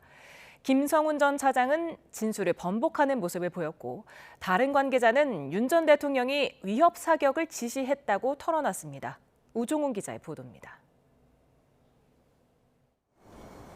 1년 전 고위공직자범죄수사처의 체포영장 집행 저지를 주도한 건 대통령 경호처 내 이른바 충성파들이었습니다. 신복 김성훈 전 차장은 체포를 막는 과정에 윤 전 대통령 지시가 없었다고 말해왔습니다. 네, 누구 지시로 관저 진입 막았나요? 대통령 지시인가요? 지시가 아닙니다. 법률에 따라 경호 임무 수행을 한 겁니다. 그랬던 김 전 차장, 이후 진행된 특검 조사에서는 윤 전 대통령 지시가 있었다고 진술한 거로 알려지며 등을 돌린 게 아니냐는 관측까지 있었습니다. 하지만 윤 전 대통령을 마주한 법정에서는 체포 저지가 대통령 방침이란 얘기는 듣지 못했고 박종준 전 경호처장 지시로 차벽을 설치했다며 입장을 바꿨습니다. 다른 경호처 관계자들의 기억은 전혀 달랐습니다. 경호처 부장 이모 씨는 윤 전 대통령이 아작난다고 느낄 정도로 위협 사격하고 부숴버리라는 말을 했다고 증언했습니다. 심지어 윤 전 대통령이 관저에 미사일이 있다는 언급까지 했다고 털어놨습니다. 2차 체포를 앞두곤 이광우 전 경호본부장이 무기고에 있는 총과 실탄을 꺼내 관저 내 가족경호부에 배치하라고 했다는 진술도 나왔습니다. 경찰은 총 쏠 실력도 없다. 총은 경호관들이 훨씬 잘 쏜다. 경찰은 총기를 보여주기만 해도 두려워할 테니 총을 가지고 있다는 것을 좀 보여주라며 윤 전 대통령을 가장 가까이에서 보좌했던 경호처 직원들의 증언에 대해 재판부가 어떤 판단을 내릴지 주목됩니다. YTN 우종훈입니다. 캄보디아에 거점을 두고 노쇼 사기를 벌여서 38억 원을 가로챈 일당 23명이 구속 상태에서 재판에 넘겨졌습니다. 검경 합동수사부는 공공기관에서 물품 대리구매를 요청하는 경우는 없다며 유사한 전화가 오면 무조건 사기를 의심해야 한다고 강조했습니다. 양동훈 기자입니다. 호승줄에 묶인 사람들이 차례로 버스에서 내리더니 한꺼번에 이동합니다. 캄보디아 현지 당국에 검거된 범죄 조직원들이 국내로 송환돼 체포된 모습입니다. 일렬로 가시죠. 이들 일당은 캄보디아 시아누크빌 등에 거점을 두고 지난해 5월부터 6개월에 걸쳐 병원이나 군부대 등을 사칭해 물품 구매를 유도하는 노쇼 사기를 벌인 혐의를 받습니다. 1차 유인책이 공공기관을 사칭해 식당을 예약하며 와인 등을 대리 구매해달라고 요청하면 2차 유인책이 판매업자인 것처럼 속여 돈을 받아 챙긴 뒤 잠적한 것으로 파악됐습니다. 명함과 물품 구매 요청서 등 가짜 서류를 만들고 범행 대본까지 활용해 피해자들을 유인했는데 이렇게 속은 피해자가 215명, 피해 금액은 38억 원에 달하는 것으로 조사됐습니다. 지난해 6월 국정원 첩보를 받고 수사에 착수한 검경 합동수사부는 9월부터 국내 조직원 검거에 들어갔습니다. 10월부터는 캄보디아 수사당국과 협력해 17명을 검거해 국내로 송환하는 등 모두 23명을 구속해 재판에 넘겼습니다. 합동수사부는 아직 검거하지 못한 외국인 총책 등 공범들에 대한 수사를 이어가고 있습니다. 해외 거점 조직을 집중 수사하고 국내 귀국 및 해외 체류 가담자들을 모두 적극적으로 추적함으로써 조직적 비대면 사기 범죄로부터 국민을 보호하도록 하겠습니다. 합수부는 군부대 등 공공기관이 물품 대리 구매를 요구하는 경우는 없다며 이런 전화가 오면 일단 사기를 의심하고 대응해야 피해를 막을 수 있다고 강조했습니다. YTN 양동훈입니다. 지난해 운행 중이던 서울 지하철 5호선 열차에 불을 지른 60대 남성이 2심에서도 징역 12년을 선고받았습니다. 서울고법은 살인 미수혐의 등으로 기소된 68세 원모 씨에게 1심과 같이 징역 12년을 선고하고 보호관찰 3년을 명령했습니다. 원 씨는 지난해 5월 달리는 열차 안에 불을 질러 승객 6명을 다치게 한 혐의가 있습니다. 오늘 낮 12시 50분쯤 충남 홍성 29번 국도에서 25톤 덤프트럭이 보호 난간을 들이받고 5m 아래로 추락했습니다. 이 사고로 50대 운전자가 이마와 손 부위에 찰과상을 입어 병원으로 옮겨졌고 덤프트럭 적재함에 실려있던 석탄재가 쏟아졌습니다. 경찰 조사 결과 운전자는 사고 당시 음주나 약물 복용 상태는 아니었던 것으로 확인됐습니다. 정부가 추진하는 독자 AI 파운데이션 모델 사업 1차 평가 결과 LG AI 연구원과 SK텔레콤, 업스테이지가 정예 팀으로 선정됐습니다. 중국 소스를 사용한 네이버 클라우드 팀은 독자성 논란으로 탈락했습니다. 이성규 기자입니다. 독자 AI 파운데이션 모델 1차 평가에서는 모델의 성능과 실제 활용 가능성, 비용 효율성, 그리고 생태계 파괴 효과가 중점적으로 다뤄졌습니다. 이를 검토한 결과 NC AI 팀이 2차 진출에 실패했습니다. 하지만 추가 탈락팀이 나왔습니다. 네이버 클라우드 팀이 중국 QN 모델의 인코더 가중치를 사용한 것이 논란이 됐기 때문입니다. 박희정 통부는 기술, 정책적 측면과 윤리적 측면을 종합적으로 평가했다고 밝혔습니다. 특히 독자 모델 개발이 사업의 취지인 만큼 오픈소스라더라도 이미 학습된 것을 쓰는 것은 문제가 있다는 겁니다. 검증된 오픈소스를 전략적으로 활용하더라도 가중치를 초기화한 후 학습 개발을 수행하는 것이 모델의 독자성 확보를 위한 최소 조건이라고 판단하였습니다. 정부는 이번 탈락팀과 지난 5개 정의팀 선정 당시에 탈락한 컨소시엄 등을 대상으로 1개 팀을 추가로 선정해 2단계에서 4개 팀 경쟁 체제를 확보한다는 계획입니다. 1차 평가부터 독자성 논란으로 한 차례 홍역을 치르면서 독자 AI 개발 프로젝트가 최종 선발까지 순항해 가시적인 성과를 거둘지 주목됩니다. YTN 사이언스 이성규입니다. 유튜브가 부모가 자녀의 쇼츠 피드를 비활성화할 수 있는 기능을 업데이트했습니다. 유튜브는 부모가 아동과 청소년의 쇼츠 시청 시간을 직접 관리할 수 있는 기존 기능을 개선해서 업데이트했다고 밝혔습니다. 부모는 감독 대상 계정을 통해서 15분 단위로 자녀의 쇼츠 시청 시간을 설정할 수 있는데 이번 업데이트로 타이머를 0분으로 설정할 수 있게 됐습니다. 트럼프 미 대통령이 미국 포드 공장을 방문했다가 야유를 받자 욕설로 받아쳐 논란인데요. 포드는 야유를 보낸 직원을 서둘러서 징계했지만 온라인에서는 후원 모금 운동이 벌어져 하루 만에 12억 원이 모였습니다. 김선중 기자입니다. 현지 시간 13일 트럼프 미국 대통령이 미시간주의 포드 트럭 공장을 찾았습니다. 공장 관계자와 함께 시찰을 벌이던 중에 직원 한 명이 트럼프를 향해 야유를 보냅니다.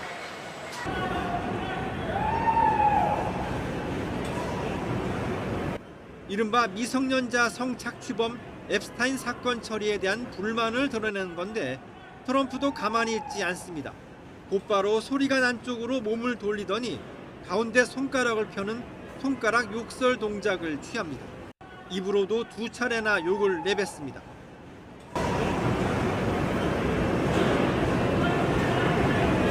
백악관은 적절하고 분명한 대응이었다며 두둔했습니다.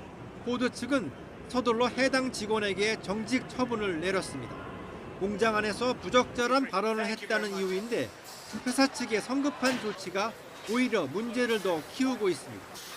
전미 자동차 노조는 성명까지 내며 해당 직원에 대한 지지 의사를 밝혔고 온라인에서는 후원 모금 운동까지 벌어져 하루 만에 12억 원 가까이 모였습니다.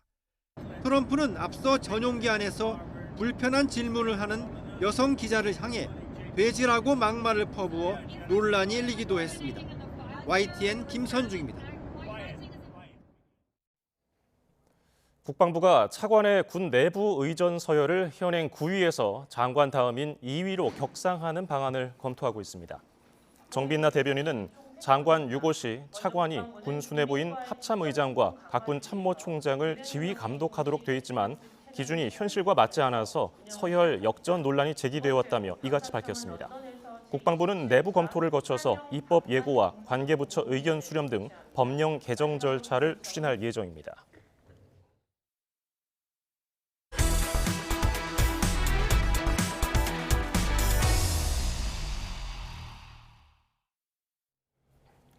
정부가 산재와의 전쟁을 선포하는 등 산업재해에 대한 관심이 높아졌지만 산업 현장에서는 여전히 사고가 이어지고 있습니다. 네, 이런 가운데 산재를 당한 노동자들이 더 빠르게 보상받는 산재 처리 기간 단축이 신속 추진 국정과제로 선정되며 현장의 기대도 커지고 있는데요. 오늘은 이 산재 보상 업무를 총괄하는 근로복지공단 박종길 이사장을 스튜디오에 초대했습니다.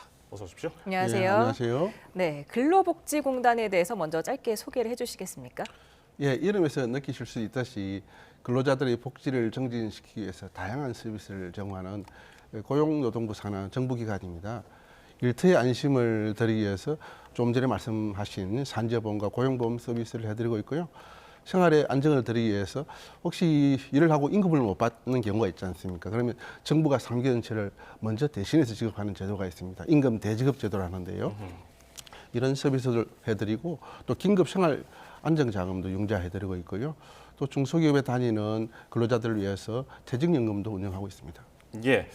자, 업무 보고에서 여러 가지 국정과제 내용이 언급됐지 않습니까? 예. 그 중에서 이 업무상 질병 처리 기간 단축이 신속 추진 국정과제로 선정됐지 않습니까? 예. 이게 얼마나 이 업무상 질병이 늘었고 어떤 질병이 있었는지도 알려주시죠. 지난해 저희들이 산재를 한 18만 5천 건 처리를 했거든요. 그 중에서 5만 천 건이 업무상 질병입니다. 이게 비율적으로 보면 전체 산재 처리 건수의 한 28%를 차지하는데요. 5년 전에는 이게 15%였거든요. 업무상 사고는 늘어나지 않고 있지 않습니다. 그런데 업무상 질병은 매년 30%씩 늘어나고 있습니다. 특히 어떤 질병이 많이 늘어나냐 하면요. 근골격하고 소음성 난청이 한 80%를 차지하고 있고요. 그 외에도 최근에 이제 뇌심혈관계 질환이라든지 정신질병이라든지 직업성암이 빠르게 증가하고 있습니다. 매년 30%씩 늘어나는 건 꽤 많이 늘어나는 건데 그렇습니다. 왜 이렇게 급격하게 증가하고 있습니까? 무엇보다도 국민들이 최근에 건강에 대한 관심이 굉장히 많이 증가했고요. 두 번째로는 일하는 분들의 연령이 좀 고령화되고 있습니다. 뭐 뇌심질환이라든지 근골격이라든지 난청 같은 경우는 고령화하고 좀 연계가 되거든요. 그런 부분도 있고요. 또 최근에 업무상 질병을 좀 폭넓게 인정하는 그런 경향이 있다 보니까 신청을 많이 하게 되어 있습니다. 그러면 업무상 질병 신청이 늘면서 어떤 문제가 발생한 게 있습니까? 예, 산재보험은 업무 관련성이 있어야만 보상을 해드립니다. 그래서 업무 관련성을 확인해야 되는데요. 조금 전에 말씀드린 바와 같이 이런 질병은 개인 기질에 의한 것인지 노화에 의한 것인지 아니면 업무를 하다가 이게 질병에 노출된 것인지 판단하기가 매우 힘이 듭니다. 그래서 역학조사를 한다든지 특별진찰을 오래 한다든지 또 최종적으로는 업무상 질병 판정위에서 판정을 해야 되거든요. 그래서 절차가 매우 복잡한데 건수도 늘어나니까 처리 기간이 좀 다소 증가되고 있습니다. 그래서 불편을 드려서 대단히 죄송합니다. 네, 지난해 국정과제 선정 이후에 처리 기간 단축 성과가 있었습니까? 예, 그 국민주권정부가 출범된 이후에 제가 TF 단장을 맡아서 TF를 좀 신속 처리하자. 사실은 인력 정원이라든지 예산 정원이 먼저 이루어지면 좋은데 그런 부분이 되지가 않더라고요. 그래서 저희들이 인력을 재배치한다든지 업무 효율성을 제고하기 위한 여러 가지 노력을 기울여서 특히 근골격계의 경우에 처리량이 50% 증가했는데 처리 기간은 35일을 단축했고요. 특히 역학조사 같은 경우는 역학조사 기간을 255일이나 단축했습니다. 예. 그러면 올해는 어떤 방안들이 추진됩니까? 그래서 지난해 같은 경우는 가장 큰 비중을 차지하고 있는 근골격계하고 문제가 있는 역학조사에 우선 처리했는데요.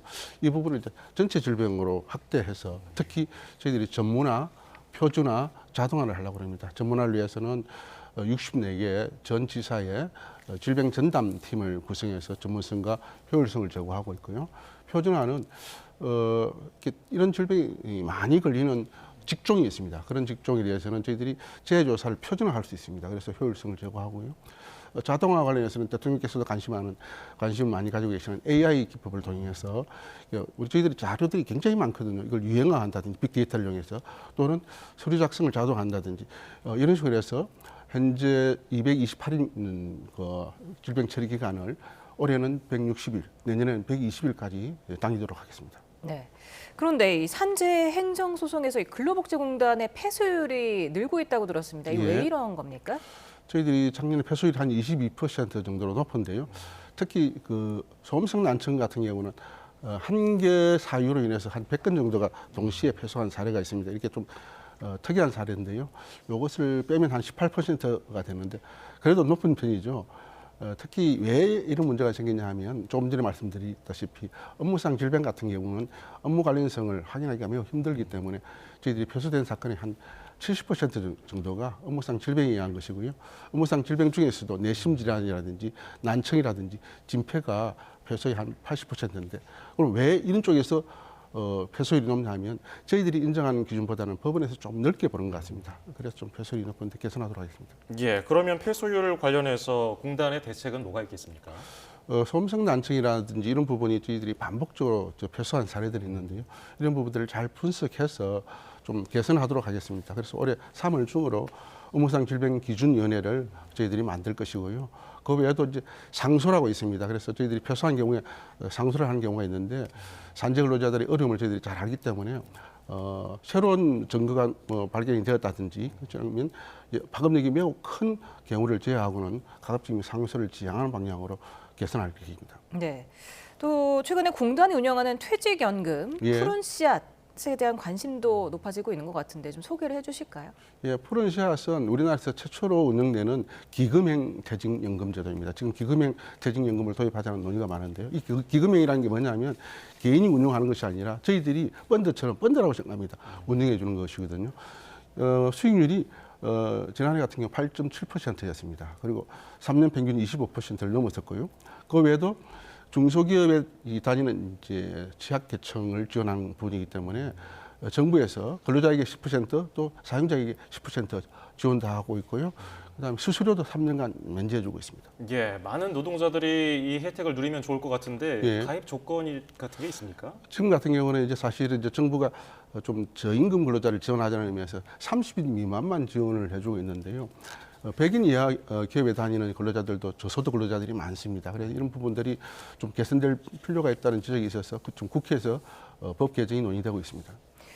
앞서서 근로복지공단이 하는 일 소개해 주실 때 잠깐 언급을 해주셨는데 공단 사업 중에 체불임금 대지급 제도가 있다고 하셨습니다. 좀 자세히 설명해 주시겠습니까? 일을 하시다가 기업이 도산되거나 그렇지 않으면 기업의 경영상이 나빠서 월급을 받지 못하는 경우가 있잖아요. 그러면 생활이 굉장히 문제가 되니까 저희 근로복지공단에서 3개월분치 임금과 3년치 퇴직금을 먼저 지급하고요. 기업에게 저희들이 나중에 이제 받는 그런 제도를 임금 대지급 제도라고 하는데요. 지난해 한 11만 명에게 저희들이 한 6,700억 정도를 지원했습니다. 국정과제 중에 임금차별 근절도 있지 않습니까? 예. 그러면 올해 대지급 제도에는 어떤 변화가 예상됩니까? 저희들이 3개월치만 이제 지급한다고 했는데요. 여기 좀 금액이 작다. 6개월치로 좀 늘려달라는 요청이 있어서 지금 국회에서 법사위까지는 지금 올라가 있는 것으로 알고 있고요. 예. 조만간 이게 통과되면 6개월까지 지급해드릴 수 있고요.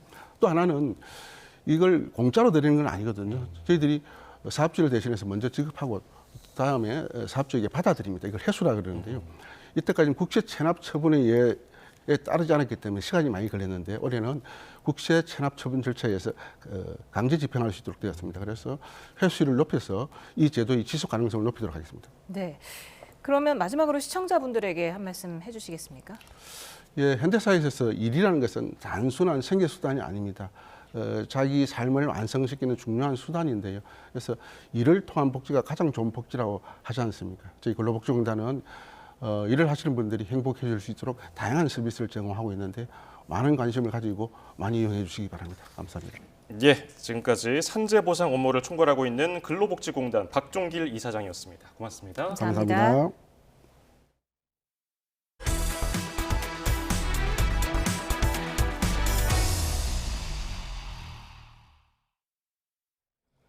홍상수 감독의 신작 영화 그녀가 돌아온 날이 다음 달 열리는 제76회 베를린 국제영화제 파노라마 부분에 초청받았다고 배급사 화인컷이 밝혔습니다.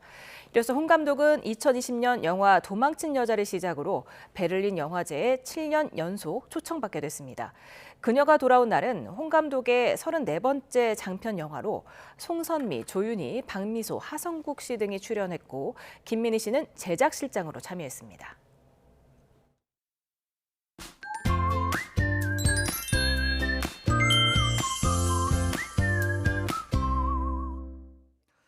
오늘 날은 포근했지만 미세먼지가 기승을 부렸습니다. 중국발 스모그에 황사까지 더해지면서 여전히 서쪽을 중심으로 공기가 무척 탁한데요. 내일도 하늘 자체는 맑겠지만 영동을 제외한 전국 대부분 지역에서 미세먼지 농도가 나쁨에서 매우 나쁨 수준까지 오르겠습니다. 이에 따라 충청과 전북에는 이번 겨울 처음으로 미세먼지 비상 저감 조치가 발령됐습니다. 이 지역에서는 내일 오전 6시부터 오후 9시까지 5등급 차량의 운행이 제한되고 공공기관 차량 2부제가 실시됩니다. 또 공공사업장과 공사장의 운영 시간도 단축되니까요. 이 점 참고하시기 바랍니다. 또 개인 위생에도 각별히 신경을 써야 하는데요. 틈틈이 인공 눈물을 사용해 눈 표면을 씻어내는 것이 좋고요. 온찜질을 통해 노폐분을 배출하는 것도 좋습니다. 그리고 자극이 적은 제품으로 꼼꼼히 세수를 하고 세수 후에는 보습제를 바르는 것도 도움이 되겠습니다. 마지막으로 외출 후 바로 양치를 하고 가글까지 하면 호흡기 건강에 더 큰 도움이 되겠습니다. 내일도 매서운 추위는 없겠습니다. 서울과 대전, 대구의 아침 기온 모두 영하 1도로 오늘보다는 낮겠지만 여전히 평년 수준을 2에서 4도가량 웃돌면서 추위가 심하지 않겠고요. 한낮 기온도 서울 6도, 광주 14도, 부산 15도까지 오르는 등 평년보다 4도에서 8도가량 높겠습니다. 휴일까지는 큰 추위 없겠지만 다음 주 월요일 중부지방에 비나 눈이 내린 뒤 강력한 한파가 찾아올 전망입니다. 날씨 캔버스의 윤수빈, 김수현이었습니다. 오늘 뉴스 플러스는 여기까지입니다. 시청해주신 여러분 고맙습니다.